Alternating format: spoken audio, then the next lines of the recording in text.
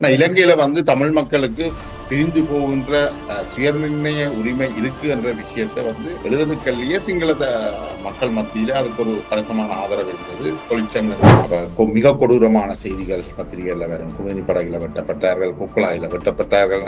அதே மாதிரி விடுதலை புலிகள் பிறகு முஸ்லீம் பகுதிகளில் போய் வெட்டினார்கள், சிங்கள பகுதிகளில் போய் வெட்டினார்கள் போன்ற விஷயங்கள், படுகொலை செய்தார்கள் போன்ற விஷயங்கள். ஒரு ஆரோக்கியமற்ற இனக்குரோத அதை ஜேஆர் சொல்லியிருந்தார் ஒரு கட்டத்தில். எப்படி என்றால், ஆணை பெண்ணாகவும் பெண்ணை ஆணாகவும் மாற்ற முடியாதே தவிர மிச்ச எல்லாத்தையும் தான் செய்யலாம். அப்படிப்பட்ட அதிகாரம் தனக்கு இருப்பதாக அகங்காரம் கொண்டிருந்த ஒரு ஜனாதிபதி நாம் என்ன செய்ய முடியும்? எமது சக்திக்கு அப்பாற்பட்ட பெரிய அரசு தமிழரின் தலைவிதியை நிர்ணயிக்க கங்கணம் கட்டியிருக்கும் நிலையில் நாங்கள் என்ன செய்ய முடியும் என்று வாரம் தெரிஞ்சிருக்கு. புலிகளின் தலைவர் வேண்டுமென்றே தப்பிக்க வைக்கப்பட்டார் என்றதை இந்திய அதிகாரிகள் தப்பிக்க விட்டிருக்கிறார்கள். ஏனென்றால் பிரபாகரன் இல்லாமல் ஏஆர் ஜெயவர்தனாவை கட்டுப்படுத்த முடியாது என்ற அந்த பக்கத்தையும் இந்திய புலனாய்வு பிரிவு சொல்லி இலங்கையின் மிக மோசமான இனவாத ஜனாதிபதியாகத்தான் ஏஆர் ஜெயவர்தனா பார்க்கப்படுகிறார். அவருடைய காலத்துல தான் இந்த இனவாதம் தூண்டிவிடப்பட்டது. அவருடைய காலத்துல தான் இந்த படுகொலைகள் எல்லாம். அவருடைய இந்த ஆட்சியில வளர்ந்த இந்த இனவாதம் இலங்கை அரசாங்கம் கண்டுபிடிச்சது நீங்கள் இழந்தது முழுக்க தமிழ் சாமம். தமிழ் மக்களை வழி நடத்தினர் அது பிரபாகரனா இருந்தார்.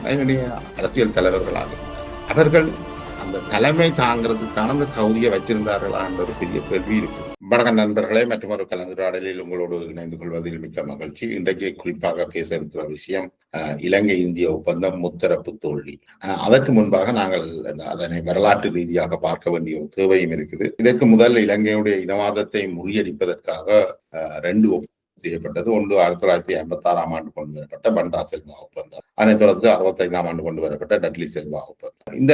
இந்த விஷயங்களுக்கு முதல் நாங்கள் ஏற்கனவே ஒரு தடவை பார்த்திருக்கிறோம். அதாவது இலங்கையில ஆங்கிலேயருடைய இலங்கை சுதந்திரத்துக்கு பிறகும் ஆங்கிலம் ஆட்சி மொழியாக இருந்த காலத்துல அந்த மொழியை ஆங்கிலத்தை கைவிட்டு தாயக மொழிகள் தமிழ் சிங்கள மொழிகள்ல ஆட்சியை நடத்துவதற்கும் தமிழ் சிங்கள மொழிகள்ல கல்வியை தொடர்வதற்குமான வாய்ப்புகள் ஏற்படுத்தப்பட்டதா. நான் துரதிருஷ்டவசமாக அதை தனிச்சிங்கள சட்டம் என்ற பெயர்ல அந்த சட்டத்துக்கு எதிரான நடவடிக்கைகள் எடுக்கப்பட்டது. ஆனால் அந்த சட்டம் சிங்களத்துக்கு வழங்கிய மேலுரிமையை ஓரளவுக்கு மாற்றீடு செய்கிற வகையில கொண்டு வரப்பட்டதுதான் இந்த பண்டா செல்வா ஒப்பந்தம். ஆனால் அந்த மொழிக் கொள்கையில் ஏற்பட்ட மாற்றம், அந்த ஆங்கிலம் அல்லாத மொழிகள் மொழிகள் ஆதிக்கத்துக்கு வந்தது மிக முக்கியமான விஷயம். அதுதான் தமிழ் மொழியும் வளர்ந்தது. இன்றைக்கு நாங்கள் தமிழர்களாக, தமிழ் பேசுபவர்களாக இலங்கையில வாழ்றோம். அதுக்கு பிறகு டட்லி செல்வா ஒப்பந்தம் மாவட்ட சபை அதிகாரங்களை கொடுக்க ஒப்பந்தம் கொண்டு வரப்பட்டது. அதன் பின்பாக 70ஆம் ஆண்டுகள்ல ஸ்ரீலங்கா சுதந்திர கட்சி ஸ்ரீமாவோ பண்டாரநாயக்கா தலைமையில வருகிறது. அந்த ஆட்சியில தரப்படுத்தல் கொண்டு வரப்பட்டது. அது இனவாத தரப்படுத்தல் கைவிடப்பட்டு அதன் பின்பு ஒரு பிரதேச ரீதியான தரப்படுத்தலை கொண்டு வந்ததையும் நாங்கள் பார்த்திருக்கிறோம். இலங்கையில உள்ள அனைத்து மக்களுக்கும், தமிழ் மக்களுக்கும், பல்வேறு பின்தங்கின மாவட்டங்கள்ல வாழ்ற மக்களுக்கும் ஒரு வரப்பிரசாதமாக அமைந்ததுதான் அந்த தரப்படுத்தல். ஆனால் அதற்கு எதிராகவும் தமிழர் குரல் கொடுத்து வந்தார். இலங்கையில தமிழ் மக்களுக்கு பிரிந்து போகின்ற சுயநிர்ணய உரிமை இருக்கு என்ற விஷயத்தை எழுதுக்கல்லையே சிங்கள மக்கள் மத்தியில அதுக்கு ஒரு கணிசமான ஆதரவு இருந்தது. தொழிற்சங்கங்கள், ஆசிரியர் சங்கம் அதனை தீர்மானமாக கூட இயற்றி இருந்தது. ஆனால் எங்களிடம் இருந்து வந்த தமிழ் வலதுசாரிகள், குறிப்பாக தமிழர் விடுதலை கூட்டணி, தமிழ் காங்கிரஸ் போன்றவை இதனை ஏற்றுக்கொள்ளல. அவர்கள் தங்களுடைய ஆளும் குழுமத்தோட, சிங்கள ஆளும் குழுமத்தோடையே தான் தங்களுடைய உறவுகளை மிக நெருக்கமாக வளர்த்து கொண்டு வந்தார்கள். இல்லைன்னு சொன்னால் நாங்கள் 1970களில் அடிப்படை உரிமைகளோடு கூடிய ஒரு தீர்வை நோக்கி நாங்கள் போயிருக்கலாம். ஆனால் துரதிருஷ்டவசமாக நாங்கள் எப்போதுமே தீவிர வலதுசாரிகளாக அப்போது அறியப்பட்ட ஐக்கிய தேசிய கட்சியோடு தான் எங்கள் தமிழர் விடுதலை கூட்டணி, தமிழ் காங்கிரஸ் அல்லது தமிழரசு கட்சியுடைய உறவுகள் இருந்தது. இந்த அடிப்படையில தான் நாங்கள் இந்த அரசியலை நாங்கள் பின்னுக்கு பார்க்கக்கூடியதாக இருக்கும். அப்ப இந்த 70ஆம் ஆண்டுகள்ல ஸ்ரீலங்கா ஒரு வகையில இடதுசாரி, அதாவது சென்டர் லெப்ட் ஆட்சி இருந்த நிலைமை மாறி சென்டர் ரைட் வலதுசாரி பக்கம் நகர்ந்த ஒரு ஆட்சி முறை ஐக்கிய தேசிய கட்சியினால கொண்டு வரப்படுது. அந்த ஐக்கிய தேசிய கட்சி அரசினுடைய இந்த ஆட்சியில தான் திறந்த பொருளாதாரம் கொண்டு வரப்படுது. இந்த ஐக்கிய தேசிய கட்சி, இந்த திறந்த பொருளாதார கொள்கையை கொண்டு வர ஐக்கிய தேசிய கட்சி, அதன் தலைவர் ஜே.ஆர். ஜெயவர்தனா தான் இலங்கையில மிக மோசமான இனவாதத்தை கொண்டு வந்த ஒருவர். எழுதப்பட்ட ஒப்பந்தங்களை கண்டி யாத்திரை சென்று எழுதப்பட்ட டட்லி செல்வா ஒப்பந்தத்தை கிழித்தெறிந்ததும், அதற்கு பின்பு தீவிர தமிழ் விரோத நடவடிக்கைகள்ல இறங்கினதும், தமிழ் விரோத நடவடிக்கைகளுக்காக இஸ்ரேல் போன்ற நாடுகளோட கூட்டு சேர்ந்து நடந்து கொண்டதும் இந்த ஜே.ஆருடைய காலத்துல தான் நடந்தது. இலங்கையுடைய இனவாதம் பல்வேறு மட்ட காலகட்டங்களை வெளிப்பட்டிருந்தாலும் ஜே.ஆர். ஜெயவர்தனாவுடைய காலகட்டம் தான்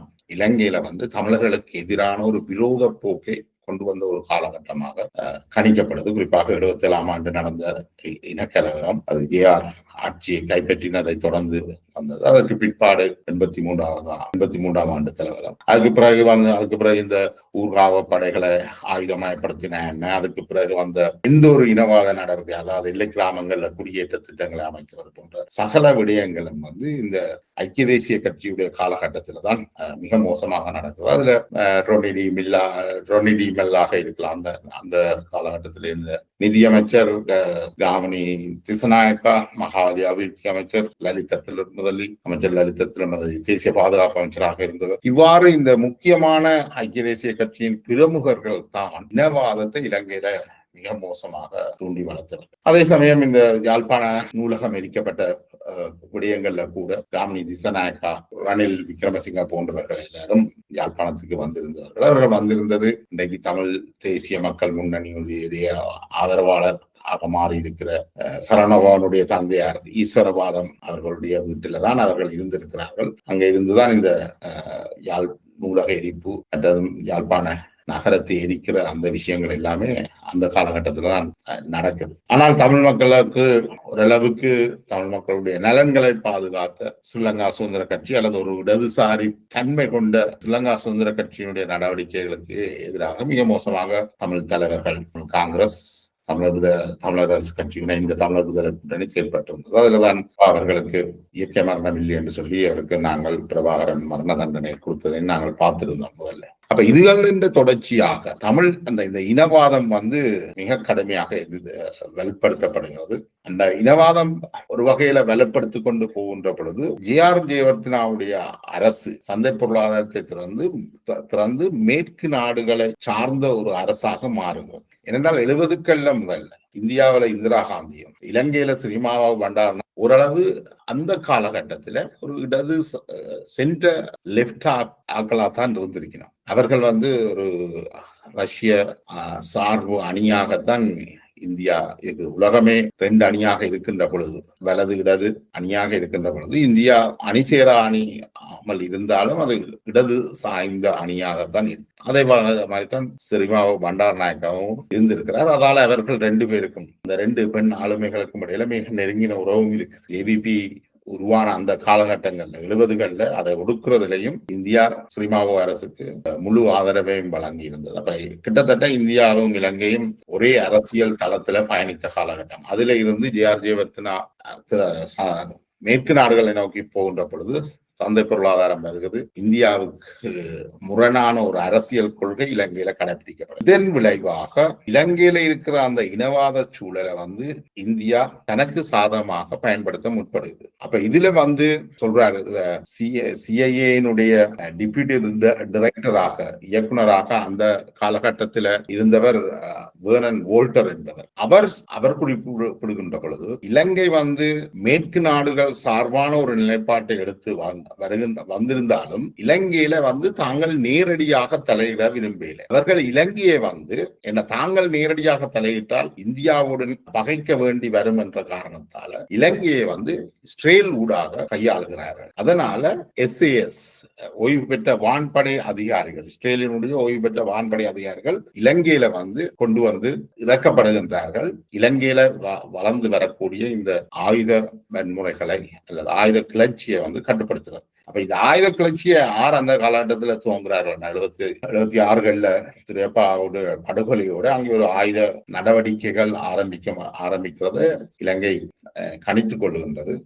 பல்வேறு அமைப்புகளும் ஒரு இயற்கையான ஒரு வளர்ச்சியை காண்கின்றன. 83ஆம் ஆண்டு வரைக்கும் கிட்டத்தட்ட ஒரு இயற்கையான ஆயுத நோக்கின வளர்ச்சி இருக்குது. அப்ப இதை கையாள்றதுக்கு அமெரிக்காவிட்ட வந்து ஜெயவர்தனா உதவி எடுக்கிறார். அதுல இஸ்ரேலுக்கு கூட அந்த உதவியை வழங்குது. அப்ப இங்க வந்து இலங்கை வந்து சர்வதேச அரசியல் களமாக 80கள் ஆரம்பத்திலேயே உருவாகுது. அப்ப இலங்கையினுடைய அரசியல் மேற்கு சார்ந்து போகின்ற பொழுது அது இந்தியாவுக்கு எதிரான நிலைப்பாட்டை இருக்குது. அதனால இந்தியா வந்து இயக்கங்களை வந்து செயற்கையாக வளர்த்து விடுகிறார்கள், ஆயுதங்களும் பயிற்சியும் அளிக்கிறார்கள். அப்ப அந்த காலகட்டத்துல இந்த நேரத்துல வந்து பங்களாதேஷ் வந்து பிரித்து கொடுக்கப்பட்டிருக்கு. 71ஆம் ஆண்டு பங்களாதேஷை பாகிஸ்தானில் இருந்து இந்தியா பிரித்து கொடுக்கிறது. பாகிஸ்தானும் பங்களாதேஷும் ஒரே நாடாக இருந்து அவர்கள் ஒரே மதத்தை பின்பற்றின போதும் அவர்கள் வெவ்வேறு இனங்களாக தங்களை கருதுகிறபடியால, அல்லது பாகிஸ்தான் ஒரே நாடாக இருந்தால் அது தனக்கு கூடிய ஆபத்தை விளைவிக்கும் என்பதாலும் இந்தியா பாகிஸ்தானை பிளக்கின்றது. கிழக்கு பாகிஸ்தான் பங்களாதேஷாக உருவாக்கி கொடுக்கின்றது. அதுல வந்து இந்திய ராணுவம் மேற்கொண்ட அட்டூழியங்கள், அடாவடித்தனங்களை வந்து வங்கம் தந்த பாடம் என்ற பெயரில் ஒரு ஆங்கில ஆசிரியர் எழுதின கட்டுரையை தமிழ்ல வெளியிட்டு மக்கள் மத்தியில பரப்பியும் இருந்தார்கள். அந்த நேரத்துல தமிழீழ மக்கள் விடுதலை கழகத்தின் சந்ததியினர் வந்து அந்த வெளியீட்டை பரவலாக பரப்பி இருந்தார்கள். வங்கம் தந்த பாடம். அது இலங்கையில இந்த இந்தியாவில இருந்து சென்ற ராணுவ வீரர்கள் எவ்வாறான மோசமான நடவடிக்கைகளை பங்களாதேஷ்ல மேற்கொண்டார்கள், அங்குள்ள மக்களுக்கு எப்படி சுரண்டினார்கள், சூறையாடினார்கள் என்ற விஷயங்கள் அதுல சொல்லப்பட்டிருந்தது. அதனால இலங்கையில இந்தியா வந்தால் அவர்கள் ஒரு அச்சம், இந்திய ராணுவம் வந்தால் என்ன செய்யும் என்ற அந்த விஷயமும் அன்றைக்கு அதுல சொல்லப்பட்டிருந்தது. ஆனால் இது வந்து இந்தியாவுக்கு ஒரு எதிரான நடவடிக்கையாக பார்க்கப்பட்டு, அதனால புளொட் அமைப்பு வந்து இந்தியாவினுடைய அந்த உதவிகளை பெறுவதிலிருந்து தடைப்பட்டது. புளொட் அமைப்பு பாரிய உதவிகள் அந்த காலகட்டத்தில் வழங்கப்படவில்லை. அதுக்கு இதுவும் ஒரு காரணமாக இருந்தது. மற்றவர்கள் PLO பலஸ்தீன விடுதலை இயக்கத்தோடு சேர்ந்து பல பயிற்சிகளுக்கும் பலரை அனுப்பியிருந்தனர், பயிற்சிகளையும் பெற்றிருந்தனர். இருந்தாலும் புளொட் அமைப்புக்குள் ஏற்பட்ட பிளவுகள் காரணமாக அந்த அமைப்பு அதன் முனையிலேயே கிட்டத்தட்ட கருகி போயிட்டதுன்னு சொல்லலாம். 85 காலகட்டங்களுக்குள்ளேயே புளொட் அமைப்பு ஒரு செயலிழந்த அமைப்பாக மாறிவிட்டது. அப்ப இந்த விஷயங்கள் அதே காலத்துல நான் நினைக்கிறேன், இந்தியா வந்து இயக்கங்களுக்கு பயிற்சி அளிக்கிற விஷயம் வந்து 80களுக்குள்ள விடுதலை புலிகளுடைய தலைவரும் தலைவர் பிரபாகரனும், தமிழீழ மக்கள் விடுதலை கழகத்தினுடைய தலைவர் உமா மகேஸ்வரனும் ஒரு துப்பாக்கி சூட்டு சம்பவம், பாண்டி பஜாரில் இடம்பெற்ற துப்பாக்கி சூட்டு சம்பவத்தினூடாக அது சர்வதேச அளவில் தெரிய வந்து இலங்கையில் உள்ள விடுதலை இயக்கங்களுக்கு இந்தியா பயிற்சி கொடுக்கின்றது போன்ற விஷயங்கள் எல்லாம் அந்த நேரம் ஒரு பெரும் பேசு பொருளாக மாறியிருந்தது. இந்த 2 தலைவர்களையும் இலங்கைக்கு நாடு கடத்த ஜேஆர் கேட்டிருந்த போதும் இந்திரா காந்தி அம்மையார் அதனை மேற்கொள்ளவில்லை, அதனை மறுத்திருந்தார். இப்படியான விஷயங்கள் அந்த நேரம் நடக்குது. இப்ப இந்திரா காந்தியினுடைய அந்த காலகட்டத்தில் இந்திரா காந்தியினுடைய முழு எண்ணமும் அப்படி என்றால் ஜேஆரை பணிய வைக்க, தமிழ் இயக்கங்களை வச்சுக்கொண்டு, தமிழ் தலைமைகளை வச்சுக்கொண்டு ஜேஆரை பணிய வைக்க வேண்டும் என்ற எண்ணம் இந்திரா காந்திக்கு இருந்ததாக அமுதலிங்கம் அவர்கள் குறிப்பிட்டிருக்கிறார்கள். இதனை செல்வநாயகத்தினுடைய மருமகன் AJ வில்சன் தன்னுடைய நூல்ல எழுதியிருக்கிறார். அதாவது இந்திரா காந்தியிடம் வந்து ஜேஆருக்கு எதிரான மனப்பான்மை, பணிய வைக்க வேண்டும் என்ற எண்ணம் இருந்த எண்ணம் அவருக்கு அந்த விடயம் காரணமாக இந்திரா காந்தி தமிழ் மக்களுக்கு தமிழீழம் பெற்றுத் தருவார், அல்லது தமிழ் மக்களுக்கான ஒரு உரிமைகளை பெற்றுத் தருவார் என்ற எண்ணம் தமிழ் மக்கள் மத்தியிலையும் பரவலாக இருந்தது. அதனை வந்து பரந்தன் ராஜன், இப்பொழுது ENDLF என்று அறியப்படுகின்ற பரந்தன் ராஜன் போன்றவர்களும் இந்த விஷயங்களை நம்பி இருக்கின்றார்கள். அது இன்றைக்கும் அவர்கள்ட்ட அந்த நம்பிக்கை இருக்குது. இந்திரா காந்தி இருந்திருந்தால் பங்களாதேஷ் போல இலங்கையையும் பிரித்து ஒரு தமிழீழத்தை உருவாக்கி இருப்பார் என்ற நம்பிக்கை இருந்தது. அதற்கு காரணம் என்னென்றால், அந்த காலகட்டத்தில் 70-80கள் இந்த காலகட்டத்தில் இந்தியாவினுடைய சர்வதேச அரசியல் என்றது வந்து நேரடியான தலையீடாகத்தான் இருந்தது. இந்தியா வந்து அயல் நாடுகள்ல நேரடியாக தலையீடு செய்தது. அது பங்களாதேஷா இருக்கலாம், பாகிஸ்தானா இருக்கலாம், இலங்கையாக இருக்கலாம். நேரடியாக தலையிடுவதன் மூலமாகத்தான் தனக்கு சார்பான ஒரு பிராந்திய கட்டமைப்பை வைக்கலாம் என்ற இந்தியாவின் எண்ணம் இருந்தது. ஆனால் அன்றைக்கு இந்திரா காந்தி தமிழீழத்தை பிரித்து தந்திருப்பார் என்ற எண்ணம் தமிழ் மக்கள், தமிழ் விடுதலை இயக்கங்கள் மத்தியில் இருந்தது. ஆனால் அதே சமயம் தமிழ் மக்களுக்கான அந்த ஈழம் பிரித்து கொடுக்கப்பட்டால் தமிழகத்துல இன்னொரு பிரச்சனைகளும், தமிழகம் தமிழ்நாடு இதை தனியா போறதற்கான ஒரு கோரிக்கையை வைக்கும் என்ற அபிப்பிராயமும் சொல்லப்பட்டிருந்தது. அதனையும் பலர் சுட்டி காட்டியிருக்கிறார்கள். அந்த அடிப்படையில இந்த இலங்கையில இருந்து போன இந்த விடுதலை அமைப்புகளுக்கு நீங்கள் என்ன செய்தாலும் உங்களுக்கு தமிழீழம் பெற்றுத்தர மாட்டோம் என்ற விஷயத்தை இந்திய ராணுவ வீரர்கள் மிக தெளிவாகவும் குறிப்பிட்டிருக்கிறார்கள். அப்ப அவர்கள் உங்களுக்கு பயிற்சி தந்து இலங்கைக்கு ஒரு தலையீடியை கொடுத்து ஒரு உரிமையை பெற்று தருவோம் என்றதுதான் அங்க சொல்லப்பட்டதை ஒழிய தனியாக தனிநாடு பெற்று தருவோம் என்ற உறுதிமொழியை இந்திய தளபதிகள் யாரும் இந்த விடுதலை அமைப்புகளுக்கு கொடுத்திருக்கீங்க. ஆனால் இந்திரா காந்தி அப்படி ஒன்றை செய்வார் என்ற நம்பிக்கை இவர்களுக்கு இருந்தது. இந்திரா காந்தியை ஒரு இரும்பு பெண்ணாக பார்த்த விஷயமும் இருந்தது. அவர் ஒரு முடிவெடுத்தா அதனை செய்வார் என்ற இது விஷயம் 1980 நடுப்பகுதி வரைக்கும் நடக்குது. இப்ப இந்த பின்னணியில 1984 இலங்கை தமிழ்நாட்டு கடற்பரப்பில 50 TK இண்டிபெண்டன்ட் பரா பிரிகேட் என்ற ஒரு படப்பிரிவை இந்திரா காந்தி தயார் நிலையில வச்சிருக்கிறார். அதாவது இலங்கைய எப்போவாவது உடனடியாக இலங்கைக்கு படையை எடுக்கிறதுக்கு ஏற்ற வகையில அந்த விஷயம் செய்யப்படுகிறது. ஆனால் இந்த பின்னணியில அந்த நேரம் எம்ஜிஆரும் விடுதலை புலிகளுக்கு நிறைய உதவிகளை செய்திருந்ததை நாங்கள் பார்த்திருக்கிறோம், எல்லாரும் அறிஞ்சிருப்பீங்க. அப்ப இந்த பின்னணியில இருக்கின்ற பொழுது 1984 அக்டோபர் 31 இந்திரா காந்தி படுகொலை செய்யப்படுகிறார். இந்திரா காந்தியுடைய இந்த படுகொலையோட அந்த தமிழ் மக்களுக்கும் இந்தியாவுடைய காங்கிரஸ் கட்சிக்கும் இருந்த அந்த நெருக்கத்துல இடைவெளி வருகிறது. என்றால் இந்திரா காந்திக்கும் அம்தலிங்கத்துக்கும் அந்த காலத்தை எதிர்கட்சி தலைவராக, இலங்கையுடைய எதிர்கட்சி தலைவராக இருந்த அம்தலிங்கத்துக்கும் இடையில மிக நெருக்கமான ஒரு உறவு இருந்திருக்கு. அவர்கள் நேரடியாக சந்திச்சிருக்கிறார், கதைச்சிருக்கிறார், சில உறுதிமொழிகளையும் வழங்கி இருக்கிறார். அந்த அடிப்படையில தமிழ் இயக்கங்களும் இந்திரா காந்தி மீது ஒரு கணிசமான நல்ல உறவுண்டு இருந்திருக்கு. ஆயுதங்களை வழங்கினது கொடுத்தது சம்பந்தமாக இருந்திருக்கு. அந்த நல்ல நிலையிலேயே அவர் சுட்டு படுகொலை செய்யப்படுகிறார். ஆனால் இந்திய அரசுக்கு அரசுக்கென்ற சில இயல்புகள் இருக்கு. ஏன் இந்த இந்திரா காந்தி கொல்லப்பட்டார் என்று பார்த்தோம் என்றால், ஒரு சீக்கிய தீவிரவாதிகள், அவருடைய மெய்ப்பாதுகாவலர்களால தான் அவர் கொல்லப்படுகிறார். ஏன் கொல்லப்படுகிறார் என்றால், இந்திரா காந்தி சில மாதங்களுக்கு முதல், தான் படுகொலை செய்யப்படுவதற்கு சில மாதங்களுக்கு முதல் சீக்கியருடைய புனிதத்தலமான பொற்கோயிலை இந்திய ராணுவம் ஆக்கிரமித்து தாக்குதலை நடத்தும். அதற்கு முதலுள்ள சின்ன ஒரு வரலாற்றை நாங்கள் பார்க்கணும்.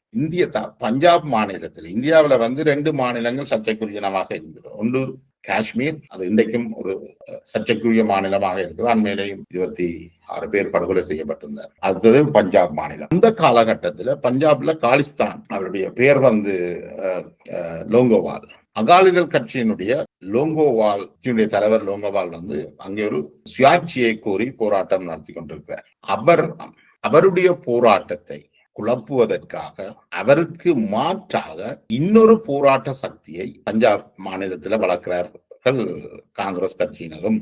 காங்கிரஸ் கட்சியினர் தான் குறிப்பிட்டுள்ளனர். இந்திரா காந்தியுடைய மூத்த மகன் சஞ்சய் காந்தி இந்த அகாலிதள் கட்சியை வீழ்த்துவதற்காக காலிஸ்தான் கோருகின்ற பிந்திரன்வாலா தலைமையிலான ஒரு போராட்ட அமைப்பை ஆரம்பிக்கின்றார். ஆனால் பிந்திரன்வாலே தன்னுடைய எதிர்காலம் பஞ்சாப் மக்களுக்கான ஒரு காலிஸ்தான், ஒரு புனித பூமியை உருவாக்குறது தான் தீர்வு என்ற அடிப்படையில அவர் இன்னும் மற்றொரு தீவிரவாதியாக மாறி இந்தியாவுக்கு எதிரான அந்த போராட்டத்தை முன்னெடுக்கிறார். அவர்களை கட்டுப்படுத்துவதற்காக. என்னால் பிந்திரன்வாலே அகாலிதள் கட்சியை மீறி பாரிய கட்சியாக வளர்ச்சி பெற்று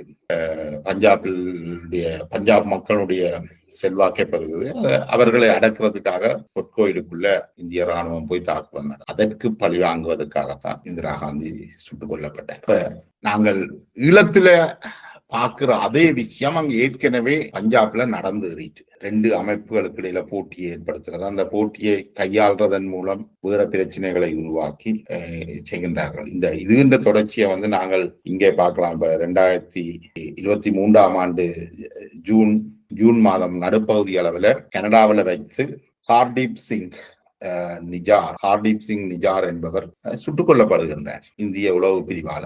அந்த பிரச்சனை இன்றைக்கும் தொடர்றதை நாங்க பார்க்கிறோம். அதாவது இந்த இந்திய உளவு அமைப்பு, இந்த ரோ அமைப்பு எவ்வாறு அரசியல் போராட்டங்களை எல்லாம் தான் கையாள முயற்சிக்கிறதுன்றதை நாங்கள் பார்க்கிறோம். இதைத்தான் வடக்கு கிழக்குல தமிழீழ இலங்கையின் வடக்கு கிழக்குல நாங்கள் பார்க்கிறோம். பல்வேறு அமைப்புகளுக்கு ஆயுதம் வழங்கப்படுதோ, ஒரு அமைப்பை ஆதரிக்கிறது, மற்ற அமைப்பை சற்று குறைவாக பார்க்கின்றது, அதுக்கு அவர்களுக்கு இடையில மோதல் வாரது, இது எல்லாத்தையும் நாங்கள் பார்க்கிறோம். கிட்டத்தட்ட நாங்கள் முன்னெடுத்த விடுதலை போராட்டத்தை இந்தியா தான் காய் நகர்த்தி கொண்டிருக்கு. இதை நாங்கள் ஒவ்வொரு இயக்கமும் ஏதோ விடுதலை போராட்டத்தை தாங்கள் முன்னெடுக்கிறதாக நினைத்தாலும், விடுதலை புலிகள் உட்பட தாங்கள் முன்னெடுப்பதாக நினைத்தாலும் அதனை பின்னுக்கு இருந்து நகர்த்துபவர்களாக, விளையாடுபவர்களாக இந்திய உளவு ஸ்தாபனம் தான் செயற்பட்டு வந்தது. ரோ நேரடியாக இலங்கை விஷயங்கள்ல தலையிடுவதை நாங்கள் பார்த்திருக்கோம். அப்படியான ஒரு காலகட்டத்துல இந்திய இலங்கையில இருக்கிற விடுதலை போராட்ட அமைப்புகளுக்கு, தமிழர் மத்தியிலிருந்து தோன்றின விடுதலை போராட்ட அமைப்புகளுக்கு நிதி அளிக்குது, ஆயுதங்கள் அளிக்குது, தன்னுடைய தமிழ்நாட்டையும் ஒரு பின்தளமாக அனுமதிக்குது. அங்க நீண்ட காலமாக தமிழ் தலைவர்கள் அங்கதான் இருந்திருக்கிறார்கள். அது பிரபாகரனாக இருக்கலாம், ஸ்ரீசபாரணமாக இருக்கலாம், பத்மநாபாவாக இருக்கலாம். இவர்கள் பெரும்பாலும் இலங்கையின் அந்த காலகட்டத்தில் விடுதலை போராட்டத்தின் ஆரம்ப கட்டத்தில் இலங்கை வடக்கு கிழக்கு பகுதிகள் தமிழ் தலைவர்களுக்கு காப்பானதாக இருக்கையில இலங்கை ராணுவமோ போலீஸோ எந்த நேரமும் எங்கேயும் வரும், தேடுதல் நடத்தும், ஆட்கள் கைது செய்யப்படுவார்கள் என்பதால இந்த தலைவர்கள் எல்லாரும் தமிழ்நாட்டில தான் இருக்கிறார். இப்ப இந்த நிலைமைய மாற்றுறது சம்பந்தமாக வடக்கு கிழக்க கட்டுப்படுத்துறதுக்கு பல இயக்கங்கள் ஒவ்வொன்றும் வெவ்வேறு நடவடிக்கைகள்ல இறங்குது. அதுல போட்டியான விஷயங்களும் இருக்குது. இயக்கங்களுக்குள்ள மோதல், தாங்கள் செய்யறத ஒரு ஆள் செய்யறது, தாங்கள் கிளைம் பண்ற போன்ற விஷயங்கள் எல்லாம் நடக்குது. இதுக்குள்ள விடுதலை அமைப்புகளுக்குள்ள உள்ள போட்டியை நாங்கள் பார்க்கிறோம். குறிப்பாக அந்த காலகட்டத்துல சங்கரத்தை, எனது ஊர் வட்டுக்கோட்டையை சேர்ந்த சங்கரத்தையில ஜெகன் என்பவர், டெலி ஜெகன் என்று அறியப்பட்டவர், ஒரு சாகச விளையாட்டுகள் மூலமாக சற்று பிரபல்யமாக இருந்தார். 80கள் ஆரம்ப கட்டத்துல அவர் கார்நகர்ல இருந்து தண்ணீர் எடுக்க வருகின்ற கடற்படை வீரர்களுடைய இராணுவ கடற்படை தொகுதிக்கு எதிராக ஒரு குண்டை வட்டுக்கோட்டை பகுதியில வைக்க முயற்சி செய்தார். அந்த முயற்சி நடக்கிறதுக்கு சில நிமிடங்கள், மணி நேரங்களுக்கு முன்பாக ஜெகன் படுகொலை செய்யப்படுற, விடுதலை புலிகளால படுகொலை செய்யப்படுற, இப்படி பல்வேறு சம்பவங்கள் நடக்குது. பல்வேறு கொள்ளைகள் எல்லாம் நடக்குதுங்கிற விடுதலை போராட்டம். கோட்டை இராணுவ முகாம் நீண்ட காலமாக பல்வேறு அமைப்புகளும் இணைந்து அங்க இருந்த இராணுவம் நகரத்துக்குள்ள வராத மாதிரி காப்பரன்கள் போட்டு சங்கூதி ஒலி எழுப்பி, குண்டுகள் செல்கள் அடிக்க போறார்கள், அதுக்கு முதலே சங்கூதி எழுப்பி மக்களை விழிப்படைய செய்து பாதுகாக்கின்ற நடவடிக்கைகளையும் சில இடங்கள்ல அவர்கள் இயக்கங்கள் சேர்ந்தும் செயற்பட்டு இருக்கிறார்கள். பல இடங்கள்ல அது மோதல்களையே முடிந்திருக்கு. அப்ப இந்த அனுபவங்களை வச்சுக்கொண்டு இயக்கங்களுக்கு வெவ்வேறு பெயர்களும் வழங்கப்பட்டிருந்தது. டெலோவுக்கு நான் நினைக்கிறேன் அந்த நேரம் சொல்லாது தூரல் நின்று போயிட்டது. என்னால் அவர்கள் சாவச்சேரி போலீஸ் நிலையம், சாவச்சேரி ரயில் அட்டாக் தாக்குதல், 2 பெரிய தாக்குதலை மேற்கொண்டிருந்தார்கள். அதுல சாவச்சேரி ரயில் மீதான தாக்குதல் ஒரு மிகப்பெரிய தாக்குதல், கிட்டத்தட்ட 200 இராணுவத்துக்கு வரைக்கும் கொல்லப்பட்டதான். அந்த தாக்குதல்ல இந்திய படைகளும் ஒரு சிலர் ஈடுபட்டதாகவும் சொல்லப்படுது. அது டெலோதான் சொல்லணும் அது என்ன நடந்தது. ஆனால் இவ்வாறான பாரிய தாக்குதலை அவர்கள் மேற்கொண்டிருக்கிறார்கள். அதுக்கு பிறகு ஒரு தாக்குதலையும் காணல. அதால தூரல் நின்று விட்டது. விடுதலை புலிகளுக்கு அலைகள் ஓய்வதில்லை என்றால் அவர்கள் தொடர்ச்சியாக சிறு சிறு தாக்குதலை பரவலாக மேற்கொண்டு வந்ததால் அவர்களை அலைகள் ஓய்வதில்லை என்று சொல்லுவார்கள். தமிழீழ மக்கள் விடுதலை கழகத்தை பெரும்பாலும் சோத்து பாசல் என்றுதான் விமர்சிக்கிறது. ஆனால் அவர்கள் எந்த ஒரு தாக்குதலையும் நடத்தல. தாக்குதல் திட்டமிட்டு எல்லா இடமும் ஒரே மாதிரி நடக்கணும், அல்லது வடக்கு கிழக்கில் நடந்தால் இலங்கை ராணுவம் பதில் தாக்குதல் நடத்தி மக்கள் இறப்பார்கள் போன்ற காரணங்களை தங்களுக்கு ஏற்ற மாதிரி சொல்லிக் கொண்டிருந்தார்கள். ஆனால் அவர்கள் எல்லா வீடுகளிலையும் போய் இந்த பிரதேசவாதம், சாதியவாதம் பார்க்காமல் எல்லார்ட்டையும் உணவுகளை பெற்றுக்கொண்டு பாசறைகளை நடத்தி வந்தார்கள். அதனால அவர்களை சோத்து பாசல் என்று அவர்களுக்கு சொல்லுவார்கள். அதே மாதிரி EPRLFக்கு ஒரு என்றால் அவர்கள் கார்நகர்ல தாக்குதல் நடத்த போறதுக்கு ஒரு நாட்களுக்கு முதலே தெரிந்து விட்டது. கார்நகர் கடற்படை தளத்தை தாக்க போகிறார்கள். அதுக்கு இலங்கை கடற்படையினர் ஏற்கனவே தயாராக இருந்து தாக்குதலை முறியடித்தார்கள். இப்படி ஒவ்வொரு இயக்கத்துக்கும் ஒவ்வொரு கதை. அது தம்பாப்பிள்ளை மகேஸ்வரனுடைய தமிழீழ ராணுவம் அவர்கள் இந்த லொட்டரி டிக்கெட்டுகள் அந்த காலகட்டத்திலே லொட்டரி டிக்கெட் வித்து நிதி சேகரித்து அப்படியான விஷயங்கள் செய்து கொண்டு போனதுகளையும் நாங்கள் கண்டிருக்கிறோம். அப்படி இந்த 80 காலகட்டம் இந்த போராட்டம் அப்படி நகருது. இந்த நேரத்துல குடியேற்றங்கள் நடக்குது. குமுதினி படுகொலை, மணலாறு படுகொலை, கொக்குலாய் படுகொலை, ஊர்காவல் படையினர் ராணுவ பயிற்சி அளித்து விடப்படுகிறாங்க. அப்ப சிங்கள தமிழ் முஸ்லீம் மக்களுக்கு இடையிலான குரோதமும் அதுல வளர்த்தெடுக்கப்படுது. எல்லைப்புற கிராமங்களை மீதான தாக்குதல்கள் போன்ற விஷயங்கள் கூர்மை அடையுது. கிட்டத்தட்ட அங்க ஒரு தினம் ஒரு இன முரண்பாடு வளர்க்கப்படுறது, அதுகின்ற பலனாக மக்கள் அழிகிறத நாங்கள் பார்த்து வரோம். அப்ப மிக கொடூரமான செய்திகள் பத்திரிகைகள்ல வரும். குமுதினி படகுல வெட்டப்பட்டார்கள், கொக்குலாயில வெட்டப்பட்டார்கள். அதே மாதிரி விடுதலை புலிகள் பிறகு முஸ்லீம் பகுதிகளில் போய் வெட்டினார்கள், சிங்கள பகுதிகளில் போய் வெட்டினார்கள் போன்ற விஷயங்கள், படுகொலை செய்தார்கள் போன்ற விஷயங்கள். ஒரு ஆரோக்கியமற்ற இனக்குரோத இன முரண்பாடு கொண்ட சூழல் ஒன்று அந்த காலத்துல இருக்கு. அப்ப அந்த காலகட்டத்தில இந்தியா தமிழர்களுடைய பிரச்சார பீரங்கியாக மாறுது. ஏன்னா இந்தியாவுக்கு ஏற்கனவே ஒரு திட்டம் இருக்கின்றது. இலங்கையில நேரடியாக தலையிட்டு ஜெயவர்தனாவை தன்னுடைய வழிக்கு கொண்டு வர வேண்டும் என்றதுல இந்தியா மிக தீவிரமாக இருக்குது. என்றால் இலங்கை வாய்ஸ் ஆஃப் அமெரிக்காவை இடம் கொடுத்திருந்தது. அதே மாதிரி திருவோணமலை துறைமுகத்திலேயும் அமெரிக்காவுக்கு ஒரு இடம் கொடுத்து விடும் என்ற அச்சம் இந்தியாவுக்கு இருந்தது. அதனால் அவர்கள் இலங்கையுடைய கேந்திர முக்கியத்துவம் கருதி அதனை தங்களுக்கு வச்சுக்கொள்ள முயற்சி செய்கிறார்கள். இந்த காலகட்டத்தில் தான் இந்த அலன் தம்பதிகள், அமெரிக்காவில இருந்து வந்த அலன் தம்பதிகளை EPRLF உறுப்பினர்கள் கடத்தி அவர்களை தேடுற முயற்சி பரவலாக வானத்தில இருந்து சர்ச் லைட் போட்டு தேடு இருந்தார்கள். அதுக்கு பிறகு அவர்களை பாதிப்பும் இல்லாமல் EPRLF அவர்களை விடுவிக்குது.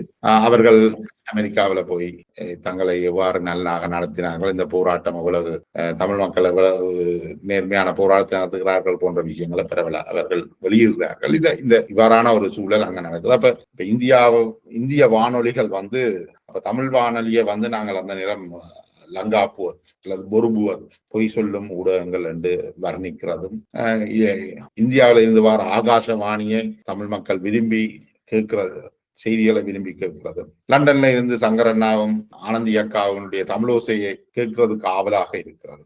பிரித்தானியாவில ஜெகத் கஸ்பார், பிலிப்பைன்ஸில் இருந்து வாரது வெரிதாஸ் வானொலி, இதுகளை கேட்கறதும் தான் எங்களுடைய செய்தி ஊடகங்களாக இருக்குது. அப்ப இந்தியா தமிழ் மக்களுக்காக தமிழ் மக்களுக்கான பிரச்சார பீரங்கியாகும். இலங்கையில எவ்வளவு தூரம் இனவாதம் தலையோங்கி இருக்குது, தமிழ் மக்கள் எவ்வாறு பாதிக்கப்படுகிறார்கள் போன்ற இலங்கையை கைப்பற்றுவதற்கான, இலங்கையில ஒரு இராணுவ படையெடுப்பை மேற்கொள்வதற்கான அந்த சர்வதேச சூழலை இந்தியா உருவாக்கி கொண்டிருக்கு. ஏற்கனவே தென் மாநிலங்கள்ல இந்திய பாதுகாப்பு படைகள் தயாராகவும் வைக்கப்பட்ட செய்திகள் அந்த நேரம் வருது. இந்த கட்டத்துல தான் 1987 அதற்கு முதல் 86 ஆண்டுகள்ல 86 மேயில தமிழீழ விடுதலை இயக்கத்துக்கு எதிரான தாக்குதலை தமிழீழ விடுதலை புலிகள் மேற்கொள்கிறார்கள்.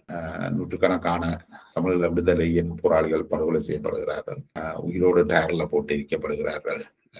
இவ்வாறு இந்த இயக்க மோதலும் மிக மோசமாக மாறி இருக்கு. அவ்வாறு விடுதலை புலிகள் படுகொலை செய்த போது சில தமிழ் கடைக்காரர், சில மக்கள் அவர்களுக்கு கொக்கோ கோலா கொடுத்து அவர்களை ஊக்குவித்த சம்பவங்களும் பதியப்படுது. ஜனநாயகம் பற்றி, மனித உரிமை பற்றி பேசுகின்ற இந்த சமூகத்துல இதெல்லாம் நடந்திருக்கு. விடுதலை புலிகள் டெலோ கொள்ளையடிச்சது, புலிகள் கொள்ளையடிச்ச எல்லாத்தையும் டெலோ தான் கொள்ளையடிச்சேன்னு சொல்லி அதை காட்சிக்கு வச்சு அந்த சம்பவங்களும் நடக்குது. அந்த நேரத்துல விடுதலை புலிகள் இந்த கொலை டெலோ மீது நடத்தப்பட்ட தாக்குதல் முடிந்த பிறகு அவர்கள் ஒரு ஒலிபெருக்கில அனௌன்ஸ் பண்ணி கொண்டு போறார்கள், தங்களுக்கு தெரியாமல் டெலோ உறுப்பினர்களை உங்கள் வீடுகளுக்குள் ஒழித்து வைத்திருந்தால், அவர்களை காப்பாற்ற முனைந்தால் உங்களுக்கு மிக மோசமான தண்டனை வழங்கப்படும். ஆனபடியா அவர்களை ஒப்படைக்க சொல்லி ஒலிபெருக்கி மூலம் ஒலிபெருப்பி செல்லுகின்றார்கள். நினைக்கிறேன் அந்த காலகட்டத்துல வட்டுக்கோட்டை, கார்நகர் போன்ற இடங்கள் டெலோவினுடைய கோட்டையாக இருந்தது. அந்த இடங்கள்ல மட்டும்தான், வட்டுக்கோட்டையில மட்டும்தான் டெலோ உறுப்பினர்களுடைய உடல்கள் மக்களாலேயும் அவருடைய உறவினர்களாலேயும் கையெடுக்கப்பட்டு தகனம் செய்யப்பட்டது. மற்ற ஒரு இடங்கள்லையும் மற்றவர்களுடைய விடுதலை புலிகள் தாங்களே தான் இருக்கிறார்கள். அந்த தாக்குதலை அவர்கள் தான் முன்னின்று நடத்துகிறார். நான் வட்டுக்கோட்டை என்றபடி எனக்கு சங்கரத்தையில சங்கரத்தை சந்திக்கிட்டே இருந்த ஒரு வீட்டுல, ஒரு நாச்சார் வீட்டுல படுத்திருந்தவர்கள், நினைக்கிறேன் 15-16 வயதான 10-12 பேர் காலையில படுத்திருந்தவர்கள். அவர்கள் கண் வருத்தத்திலேயும் இருந்தவர்கள். அவர்கள் பெரும்பாலும் செம்பாட்டம் தோட்டம் என்று வட்டுக்கோட்டையில இருந்த ஒரு பகுதி, ஒடுக்கப்பட்ட சமூகத்தை சேர்ந்தவர்கள் நித்திரையிலேயே வச்சு 50 கலிபர்னால் சுடப்பட்டார்கள். அப்ப முடி அதெல்லாம் நான் போய் பார்க்கின்ற பொழுது மூளையில சுடப்பட்டு, நெத்தியில சுடப்பட்டு அவருடைய மூளை சிதறி இந்த சுவர்கள்ல அப்படியே அடிச்சிருக்கு. அந்த அவருடைய உடல் இரத்த வெள்ளங்கள்ல கிடந்தது. இந்த கண்முன்னால இருக்குது. அந்த அந்த அந்த கேம்புக்கு பொறுப்பா இருந்தது சங்கரலால். அவர் கருணாகரை சேர்ந்தவர். அவருக்கும் எங்கட வீட்டுக்கும் ஒரு உறவு இருந்தது. என்றால் நிறைய ஆயுதங்களை அவர்கள் எங்கட வீட்டுல மறைச்சிருந்தார்கள். எங்கட ஒரு பெரிய பெட்டிக்குள்ள இந்த ராக்கெட் லான்ச்சர் இது என்று சொல்லி ஆயுத பெட்டிகள் அந்த வீட்டுல மறைக்கப்பட்டிருந்தது. அந்த காலகட்டத்துல இலங்கை ராணுவம் எந்த நேரமும் வரும் போகும், விசாரணைகள் நடக்கும். அப்ப அதால அந்த எங்களுக்கும் ஒரு பயம் ஒன்று இருந்தது. 2 சகோதரிகள் எங்களுக்கு இருக்கிறார்கள். ராணுவம் வந்தால் அது சிக்கலா போயிடும் என்று இப்ப சங்கர்லாலுக்கு சொல்றோம், நீங்கள் எடுத்துட்டு போங்க, அவருக்கு ஒரு தகவலை சொல்றோம். அந்த சம்பவம் நடக்கிறதுக்கு ஒரு சில தினங்களுக்கு முதல் தான் அதை எடுத்துட்டு போயிருந்தார். அதுக்கு முதல் அவர் அடிக்கடி வீட்டை வருவார், உரையாடுவார். அப்படி ஒரு உறவு இருந்தது. அவர்கள் அந்த ராணுவம் வருமென்றதுக்கு காரணம் என்ன, அதுக்கு சில தினங்களுக்கு முதல் உமாமகேஸ்வரன் சுரிபுரம் பகுதியில வந்திருந்ததால இந்த தகவல் ராணுவத்துக்கு கிடைச்சு அவர்கள் அதுக்கு வரைக்குள்ள இங்கேயும் வந்துடுவார்கள் என்ற பயமாக இருந்தது. இப்படி எல்லாருக்கும் அங்க இருந்த ஒவ்வொருத்தருக்கும் ஒரு கதை இருக்கும். அந்த காலகட்டத்துல இருந்தவர்களுக்கு ஒரு கதை ஒன்று இருக்கும். ஏதோ ஒரு வகையில இந்த போராட்டத்தோட அப்ப இந்த கட்டத்துல 86 இதெல்லாம் கிட்டத்தட்ட ஏனைய இயக்கங்கள், இந்த கிலோ அழிப்போடைய ஏனைய இயக்கங்களும் கிட்டத்தட்ட மௌனிக்கப்பட்ட நிலைக்கு வந்துட்டு, ஆயுதங்களை மௌனிக்கப்பட்ட விடுதலை புலிகள் தான் ஏக ஆயுத போராட்ட இயக்கமாக மாறுகிறார்கள். அப்ப இந்த வகையில இதுல பிரபாரம் ஒரு அதிகாரம் மீதான மோகம் இருக்குது என்ற அது எஸ்டாப்ளிஷ் பண்ணப்படுது. என்றால் நீங்க ஸ்ரீ சபாரணம் மட்டுமல்ல, அதற்கு முதலே பல சிறு குழுக்களை சேர்ந்தவர்கள், தலைவர்கள், கல்விமான்கள், அரசியல்வாதிகள் படுகொலை செய்யப்படுகிறார்கள். ஆமா, பிரபாகரன் தனக்கு சவாலாக யாரும் வந்துவிடக்கூடாது என்றதுக்காக இவரை செய்கிறார் என்ற ஒரு விமர்சனம் அந்த காலகட்டத்தில் வைக்கப்படுது. இந்த பின்னணியில 87ஆம் ஆண்டு மே 26ஆம் தேதி இலங்கை ராணுவம் ஆபரேஷன் லிபரேஷனை முன்னெடுக்குது. அதாவது இலங்கை விடுதலை அந்த கால புலிகள் ஒரு முக்கிய ஆயுத அமைப்பாகவும் வருகிறார்கள். அவர்கள் பெரும்பாலும் வடமராட்சி வல்வெட்டித்துறையை பிரதேசத்தை வடமராட்சியை சேர்ந்தவர்களாக இருக்கின்றார்கள். ஆனவடியாக இலங்கை அரசாங்கம் இந்த வடமராட்சியை கைப்பற்றதுக்கான ஒரு இராணுவ தாக்குதலை முன்னெடுக்குது. இந்த இராணுவ தாக்குதல்ல வடமராட்சி இலங்கை ராணுவத்தின் பிடிக்குள்ள வருது. இப்ப இது இந்தியாவுக்கும் ஒரு சிக்கலை கொடுக்குது. அது விடுதலை புலிகளுக்கும் ஒரு பாரிய சிக்கலை கொடுக்குது. என்றால் விடுதலை புலிகளுடைய தலைவர் பிரபாகரனா இருக்கலாம், விலதி தலைவர் மாத்தியாவா இருக்கலாம், தளபதி கிட்டுவாக இருக்கலாம். விடுதலை புலிகள் பெரும்பாலானவர்கள் இந்த வடமராட்சி பகுதியிலிருந்து வந்தவர்கள். அப்ப இந்த வடமராட்சியை காப்பாற்ற வேண்டும் என்ற எப்படியாவது காப்பாற்ற வேண்டும் என்ற விஷயம் புலிகளுக்கும் இருக்கு. என்றால் அது ஒரு பிரஸ்டேஜ் இஷ்யூ. தங்களுடைய பிரதேசத்தை காப்பாற்ற முடியாதவர்கள் எப்படி தமிழீழத்தை பெறுவார்கள் அல்லது தமிழீழத்தை கைப்பற்றுவார்கள் என்ற கேள்வி தமிழ் மக்கள் மத்தியில் வரும். இதை தவிர்க்கிறதுக்காக வடமராட்சியை இழப்பது இவர்களுக்கு ஒரு பெரிய சிக்கலான ஒரு விஷயமாக இருக்கு. அதே சமயம் இந்தியாவுக்கு ஒரு சிக்கல், வடமராட்சியை கைப்பற்றி இலங்கை வடக்கு கிழக்கு ஏனைய பிரதேசங்களையும் கைப்பற்றுமாக இருந்தால், வடமராட்சியை கைப்பற்றினால் ஏனைய பிரதேசங்களை கைப்பற்றுவதா அவ்வளவு பாரிய பிரச்சனையாக இருக்காது என்றால் விடுதலை புலிகளுடைய கோட்டையாக வடமராட்சி அங்க இருந்தால் எல்லா தலைவர்களும் வந்திருக்கிறார்கள். அப்ப அதை கைப்பற்றினால் ஏனைய பிரதேசங்களை கைப்பற்றுவது ஒரு பெரிய பிரச்சனையாக இருக்காது. அதால இந்தியா இதை எப்படியாவது ஆபரேஷன் லிபரேஷனுக்கு முற்றுப்புள்ளி வைக்கணும் என்றதுல குறியாக இருக்கு. அதற்காக இந்தியா ஒரு என்ன சொல்றது, இலங்கைக்கு உணவுப் பொருட்களை வடக்குக்கு பொருளாதார தடையை கொண்டு வந்த அதை முறியடிப்பதற்காக செஞ்சிலுவை சங்கத்தோடு கப்பலிலும் மீன்பிடி கப்பல்களிலும் யாழ்ப்பாணத்துக்கான உணவுப் பொருட்களை அனுப்புது. இந்த உணவுப் பொருட்கள் அங்க ஒரு பிரச்சனையை தீர்க்க போறேன். ஆனால் அதனை ஒரு புள்ளியாக அல்லது அதனை ஒரு எடுத்துக்காட்டாக இந்தியா முயற்சி செய்யும். ஜூன் மாதம் 1987 ஜூன் மாதம் 19 மீன்பிடி படகுகள்லையும் ஐசிஆர்சி கப்பல்லையும் இந்த உணவுப் பொருட்கள் வடக்குக்கு போகும், யாழ்ப்பாணம் போகும். இலங்கை கடற்படை அதை திருப்பி அனுப்புகிறார்கள். அதனை உடனடியாக இந்தியா பிரச்சாரம் செய்யுது. அதை இலங்கை அரசு காசாவில எத்தனையோ மாதங்களாக 6-7 மாதங்களாக உணவுப் பொருட்கள் எதுவும் போகாமல் கொண்டு செல்லாமல் அந்த மக்கள் பட்டினியால சாகுற அளவுல நிலைமைகள் இருக்குது. அப்படி இருந்தும் எந்த ஒரு நாடும் அதை கண்டுகொள்ள. சவுத் ஆப்பிரிக்கா இதுக்காக வழக்கு போட்டு அந்த வழக்கு வெற்றி பெற்றிருந்தாலும் அதுல எந்த மாற்றமும் நடக்கல. இன்றைக்கும் இந்த பதிவு மேற்கொண்ட பொழுதும் காசாவில மக்கள் பட்டினியால செத்து கொண்டிருக்கிற நிலைமையை நாங்க பார்க்கிறோம். அந்த அவ்வளவு நிலைமை ஆபரேஷன் லிபரேஷன் ஆரம்பிக்கப்பட்டது மே 26ஆம் தேதி. இப்ப ஜூன் கிட்டத்தட்ட ஒரு வாரத்துக்குள்ள அங்க அவ்வளவு ஒரு நிலைமையும் உருவாகல. ஆனா இந்தியா ஒரு அழுத்தத்தை இலங்கைக்கு பிரியோகி. ஆனா இலங்கை அதை திருப்பி அனுப்புங்கள், இங்க உணவு கொண்டு வர வேண்டிய அவசியம் இல்லை என்று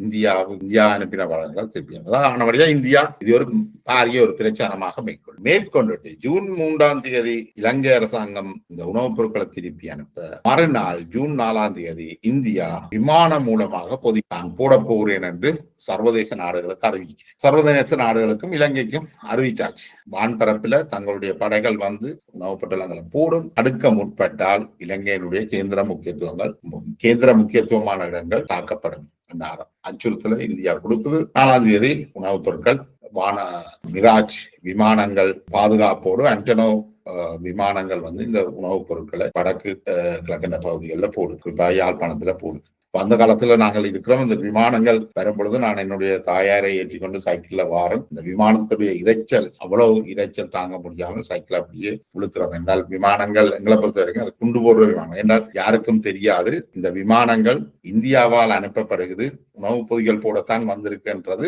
அந்த கணத்துல தெரியாது. என்னுடைய வீட்டில் அந்த காலத்துல தங்கியிருந்த தீப்பொறி உறுப்பினர்களுக்கு அது தெரிஞ்சிருந்தது. என்றால் அவர்கள் தொடர்ச்சியாக இந்த செய்திகளை பார்க்கிறபடியா அவர்கள் நான் திருப்பி வீட்டுக்கு சில நிமிடங்களிலேயே திரும்பி சென்ற போது சொன்னார், இல்லையில இந்திய விமானங்கள் உணவு போட வந்திருக்கின்றது. அது சில நிமிட நேரங்களிலேயே அது பரவலாக தெரியுது. அப்ப ஆட்கள் போய் இந்த சாப்பாடு பட்டியலை பொருட்களை எடுத்தவர்களும் இருக்கின்றார்கள். அது இலங்கையே மிரட்டுவதற்காக வழங்கப்பட்டது மேற்கொள்ளப்பட்ட செயல். மிராஜ் விமானங்கள் துணையோடு போடப்பட்ட இந்த பொதிகள்.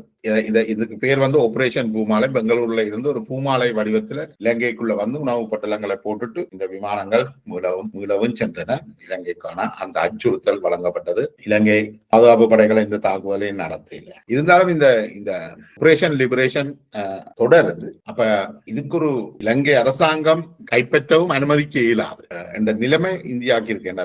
இலங்கை அரசாங்கம் கைப்பற்றுமாக இருந்தால் ஜேஆர் ஜெயவர்தனாவை இந்த வகையிலையும் இந்தியாவால கட்டுப்படுத்த இல்லாமல் போயிடும். மற்றது சர்வதேச நாடுகள், அமெரிக்கா இதுல தலையீடு செய்ய நேரடி தலையீடுகளை மேற்கொள்ளலாம் என்ற அடிப்படையில விடுதலை புலிகளும் ஒரு தாக்குதல் ஒன்றை நடத்தி இலங்கையை அதிர்ச்சி அடைய செய்ய வேண்டிய நிலைமை ஒன்று இருக்கு. அந்த அடிப்படையில் தான் 1987 அந்த உணவு பொட்டலம் போட்டு ஒரு மாதத்திலேயே 1987 ஜூலை 5ஆம் தேதி கேப்டன் மில்லர் வந்து ஒரு பாரிய தாக்குதலை மேற்கொள்றார். வல்லிபுரம் வசந்தன் விடுதலை புலிகளின் கேப்டன் மில்லர் வந்து ஒரு பாரிய தாக்குதலை நெல்லியடி மகாவித்தியாலயத்தில் இருந்த முகாம் மீது மேற்கொள்கிறார். இதுவரைக்கும் விடுதலை புலிகள் ஒரு சில தற்கொலை தாக்குதலை நடத்தி இருந்தாலும் ஒரு இராணுவ நடவடிக்கையை ஒரு தற்கொலை தாக்குதலோடு இணைத்து ஒரு வாகனம் நிரப்பப்பட்ட வெடிபொருட்களோடு தானும் ஒரு தற்கொலை ஆய்வியாக போய் அந்த தாக்குதலை மேற்கொண்டு வீர மரணத்தை தழுவிக் கொள்கின்றார். அவர் மட்டுமல்ல, அவரோட அந்த தாக்குதலுக்கும் அந்த பாதையை கிளியர் பண்றதுக்காக பாராளுமன்ற உறுப்பினர் துரரட்னம் அவர்களுடைய மகன் கமல் ரஃபீக், அவர் முஸ்லீம் அல்ல, அவரும் தமிழர், போய் இந்த தாக்குதலை மேற்கொள்கிறார்கள். அது வந்து ஒரு பாரிய அழுத்தத்தையும் கொடுக்குது. அதனைத் தொடர்ந்து ஜிஎன் டிக்சிட் வந்து இலங்கை அரசாங்கம் ஜேஆர் ஜெயவர்தனாவுக்கு பாரிய அழுத்தங்களை கொடுக்கிறார். இலங்கை அரசாங்கம் எப்படியாவது ஒரு உடன்பாட்டுக்கு வர வேண்டும் என்ற அழுத்தங்கள் வழங்கப்படுகிறது. அதனுடைய விளைவாக பேச்சுவார்த்தையில ஒரு உடன்பாடு எட்டுறதுக்கான வேலைகளுக்காக ஜிஎன் டிக்சிட் இலங்கைக்கும் இந்தியாவுக்கும் பறந்து திரிகின்ற ஜேஆருக்கு மிகப்பெரிய அழுத்தங்கள் வருது. ஜேஆருக்கு இதனை ஏற்றுக்கொள்வதற்கு எந்த உடன்பாடும் இல்லை. ஆனால் அதற்கு ஜேஆர் அதனை மறுப்பதற்கு வேறு வழியும் இல்லை என்ற நிலைமைகள். அப்ப இது சம்பந்தமான விளக்கங்கள் வந்து விடுதலை புலிகள் அளிக்க வேண்டி வருது இந்த உடன்பாடு சம்பந்தமாக. அப்ப மானிப்பாய் சுதுமலையில வந்து 1984 ஜூலைல ஒரு பாரிய ஒரு பொதுக்கூட்டம் ஒன்று ஏற்பாடு செய்யப்பட்டு விடுதலை புலிகள் வந்து விடுதலை புலிகளின் தலைவர் பிரபாகரன் இதுக்கு தங்களுடைய நிலைமையை மக்களுக்கு விளக்குகிறார். இந்தியா அழுத்தம் கொடுக்கின்றது, நாங்கள் பேச்சுவார்த்தைக்கு ஈடுபடுறது, தீர்வு ஒன்றுக்காக நாங்கள் செல்ல வேண்டி இருக்கு. இந்த விஷயங்களை விடுதலை புலிகள் மக்களுக்கு சொல்லுகிறார்கள். 1987 ஜூலை 24ஆம் தேதி MI-17 ஹெலிகாப்டர்ல வந்து சுதுமலையில இருந்து பிரபாகரன் இந்தியாவுக்கு அழைத்து செல்லப்படுகின்றார். அன்றைக்கு இந்தியாவுக்கு அழைத்து செல்லப்பட்ட பிரபாகரன் அங்கு உள்ள அசோகா ஹோட்டலில் தங்க வைக்கப்பட்டார். அங்க வந்து இந்தியாவுடைய இன்றைய பிரதமர் ராஜீவ் காந்தி அவர்கள் இவரை சந்திக்க பிரபாகரனை சந்திக்கிறார். பிரபாகரன் அன்றைக்கு அவர் சந்திக்கின்ற பொழுது பிரபாகரனை இவர்கள் ராஜீவ்காந்தியை சந்திக்க அழைத்து சென்ற பொழுது அவரை அரை நிர்வாணமாக பரிசோதித்ததாகவும் அவமானப்படுத்தியதாகவும் சொல்லப்படுகிறது. அது பிரபாகரனுடைய மனதிலே ஆழமாக பதிந்தது என்றும் அதற்கு ஒரு பழிவாங்க இவருக்கு நான் தான் பாடம் கற்பிக்க வேண்டும் என்ற எண்ணத்தை அவர் தன்னுடைய மனதிலே இருத்தி இருந்தார் என்றும் சொல்லப்படுகிறது. அதுதான் பிற்காலத்துல 7 ஆண்டுகள் கழித்து மே மாதம் 21ஆம் தேதி ஸ்ரீபெரும்புத்தூரில் ராஜீவ்காந்திக்கு வைக்கப்பட்ட அந்த தாக்குதலுக்கு காரணம் என்று ஒரு காரணம் சொல்லப்படுகிறது. இப்ப பிரபாகரன் வந்து இந்தியா அசோகா ஹோட்டல்ல தங்கி வைக்கப்பட்டிருக்கிறார். இந்தியாவும் இலங்கையும் ஒரு ஒப்பந்தத்துல கையெழுத்து போடினும் அது தமிழ் மக்களுடைய பிரச்சனையை பற்றினதாக இருந்தாலும் அதுக்கு தமிழ் மக்கள் நேரடியாக எந்த ஈடுபாடும் இல்லை. இந்தியாவுக்கும் இலங்கைக்கும் இடையிலான உடன்பாடாகத்தான் வருகிறது. ஆனால் ராஜீவ்காந்தியும் பிரபாகரனும் ஒரு ஒப்பந்தத்தை ஏற்றுக்கொள்வதாக கையெழுத்திட்டு ஒரு பதிவை கொடுக்க நிர்பந்திக்கப்படுறார். அதனால அவர் வேற வழி இல்லை, அதை செய்கிறார். அப்ப இந்த பின்னணியில 1987 ஜூலை 30ஆம் தேதி பிரபாகரன் அழைத்து செல்லப்பட்டு 6 நாட்களுக்கு பின்பாக இலங்கை இந்திய ஒப்பந்தம் தலைநகர் கொழும்புல கையெழுத்திடப்படுது. ஜே.ஆர். ஜெயவர்தனாவும் இலங்கையினுடைய சார்பில் இலங்கையுடைய ஜனாதிபதி ஜே.ஆர். ஜெயவர்தனாவும் இந்திய சார்பில் இந்திய பிரதமர் ராஜீவ் காந்தியும் அதில் கையெழுத்து. இதுல முக்கியம் என்னென்றால் இந்த இலங்கையுடைய ஜனாதிபதியுடைய அதிகாரம் என்றது அதை ஜே.ஆர். சொல்லியிருந்தார் ஒரு கட்டத்தில். எப்படி என்றால் ஆணை பெண்ணாகவும் பெண்ணை ஆணாகவும் மாற்ற முடியாதே தவிர மிச்ச எல்லாத்தையும் தான் செய்யலாம். அப்படிப்பட்ட அதிகாரம் தனக்கு இருப்பதாக அகங்காரம் கொண்டிருந்த ஒரு ஜனாதிபதி இந்தியாவினுடைய தூதுவர் ஜே.என். டிக்சிட் வற்புறுத்தி கையெழுத்த வைத்திருக்கிறார். ஒரு கட்டத்துல ஜே.ஆர். ஜெயவர்தனா டிக்சிட்டை பார்த்து கேட்டதாக கோவத்துல நான் எங்கதான் கையெழுத்து வைக்கணும் நீ சொல்றேன். அவ்வளவுக்கு டிக்சிட் வந்து ஒரு தூதுவர் என்றதுக்கும் அப்பால ஜே.ஆரை ஒரு மிகச்சிறிய மனிதனாக நடத்தினார் என்ற குற்றச்சாட்டுகள் அந்த அன்றைய காலகட்டத்தில் வந்தது. இந்த ஒப்பந்தம் கையெழுத்திடுகின்ற போது இலங்கையுடைய ஜனாதிபதி ஜே.ஆர். ஜெயவர்தனா பிரதமர் ரணசிங்க பிரேமதாசாக்கு இந்த ஒப்பந்தத்துல இந்த வித உடன்பாடும் கிடையாது. அவர் அந்த ஒப்பந்தம் எழுதப்படுற காலத்துல நாட்டிலேயே இருக்கு. அதோட இலங்கையில தென்பகுதி வந்து இடிய துவங்கிட்டு புகை மண்டலமான சூழல்ல தான் இலங்கை இந்திய ஒப்பந்தம் கைச்சாத்திடப்படுது. நாட்டுல என்ன சொல்றது ஊரடங்கு உத்தரவு பிறப்பிக்கப்பட்டு அந்த வேளையில தான் இலங்கை இந்திய ஒப்பந்தம் கையெழுத்திடப்படுது. அந்த ஒப்பந்தத்துக்கான அணிவகுப்புல ராஜீவ் காந்தி பிடரியில் தாக்கப்படுகிற சம்பவமும் நடக்குது. அந்த தாக்கினவரும் பிற்காலத்துல விடுதலை செய்யப்படுறார். அப்ப இது சம்பந்தமாக இந்த ஒப்பந்தம் எழுதப்படுறதுக்கு முதல் மானிப்பாய் சுதுமலையில இருந்து விடுதலை புலிகளின் தலைவர் பிரபாகரன் புறப்படும் பொழுது ஊடகங்களுக்கு தெரிவித்த செய்தி என்னென்னா, இலங்கை இந்திய ஒப்பந்தம் தமிழர் பிரச்சனை மட்டும் சம்பந்தப்பட்டது அல்ல, இலங்கை இந்திய உறவு இந்தியாவின் நலன்கள் சம்பந்தப்பட்டது. இந்த ஒப்பந்தத்தை விரும்பியோ விரும்பாமலோ ஏற்றுக்கொள்ள வேண்டிய நிர்பந்தத்தில் நாங்கள் இருக்கின்றோம். அதாவது இது தமிழருடைய நலன் சம்பந்தப்பட்டது மட்டுமல்ல, இந்தியாவுக்கும் இலங்கை உறவுகள் சம்பந்தப்பட்டது. விரும்பியோ விரும்பாமலோ நாங்கள் இந்த ஒப்பந்தத்தை ஏற்றுக்கொள்ள நிர்பந்திக்கப்பட்டிருக்கிறோம் என்று பிரபாகரன் தெரிவிக்கிறார். அதே நேரம் அவர் அதுல ஏறைக்குள்ள சொல்ற இன்னொரு விஷயம் என்னன்னா, தமிழ் தேசத்தினுடைய தலைவர்களாக தமிழீழ விடுதலை புலிகளையும் இந்தியா ஏற்றுக்கொள்ளும் என்ற நம்பிக்கையில, அங்கீகரிக்கும் என்ற நம்பிக்கையில தான் இந்தியா செல்வதாகவும் அவர் குறிப்பிட்டிருந்தார். ஆனால் இலங்கை இந்திய ஒப்பந்தம் தமிழ் தரப்பில பிரபாகரன் கையெழுத்திட்டு வாங்கினாலும் ஏனைய அமைப்புகள் ஏற்கனவே அவர்கள் தங்களுடைய சம்மதத்தை தெரிவித்து விட்டார்கள். பிரபாகரன் தெரிவிக்கவில்லை, ஏனைய அமைப்புகள் ஏற்கனவே தெரிவித்து விட்டார்கள். அவர்களுடைய உடன்பாட்டோடும் தான் இது நடக்குது. ஆனால் அவர்கள் யாரும் மனப்பூர்வமாக ஏற்றுக்கொண்டார்கள் என்னும் சொல்வதற்கு இல்லை. என்றால் அவர்கள் யாருமே இதுல ஒரு பங்காளிகளாக இல்லை. அப்ப இந்தியா தமிழ் தேசத்தையும் புலிகளையும் தேசத்தின் பிரதிநிதிகளாக அங்கீகரிக்கும் என்ற அந்த கூட்டோடு பிரபாகரன் சுதுமலையில இருந்து இந்தியாவுக்கு அழைத்து செல்லப்படுகிறார். அவர் கிட்டத்தட்ட அங்கு தடுத்து வைக்கப்படுறார். இந்த தடுத்து வைக்கப்பட்டிருந்த கால பகுதியில தான் இங்க ஜூலை 29ஆம் தேதி ஒப்பந்தம் கையெழுத்திடப்படுது. ஒப்பந்தம் கையெழுத்தப்பட்ட ஜூலை 29 தேதிக்கு பிற்பாடும் விடுதலை புலிகளின் தலைவர் விடுதலை செய்யப்படவில்லை. அவர் தொடர்ந்தும் தடுப்புல தான் இருக்கிறார். அதுக்கு பிறகு வடக்குல யாழ்ப்பாணத்துல பெரும்பாலான போராட்டங்கள் நடக்குது. அந்த போராட்டங்களுக்கு பிற்பாடு ஆகஸ்ட் 2ஆம் தேதி பிரபாகரனை மீண்டும் அதே ஹெலிகாப்டர்ல கொண்டு வந்து சுதுமலையில இறக்கிறார்கள். இந்த பின்னணியில இந்த 29ஆம் தேதி கையெழுத்திடப்படுது. அடுத்த 24 மணி நேரத்துல மறுநாள் ஜூலை 1987 ஜூலை 30ஆம் தேதி இந்திய படைகள் இலங்கைக்குள்ள வருகிறது. கிட்டத்தட்ட 1 லட்சம் படைகள் இலங்கைக்குள்ள அமைதிப்படையாக வருகின்றார்கள், இந்தியன் பீஸ் கீப்பிங் போர்ஸ். அதுக்கு பிற்பாடு நடந்த விஷயங்களை வைத்துக்கொண்டு இந்தியன் PKF என்றது இந்தியன் கில்லிங் போர்ஸ் என்றும் தமிழ் மக்களால சொல்லப்பட்டு வந்தது.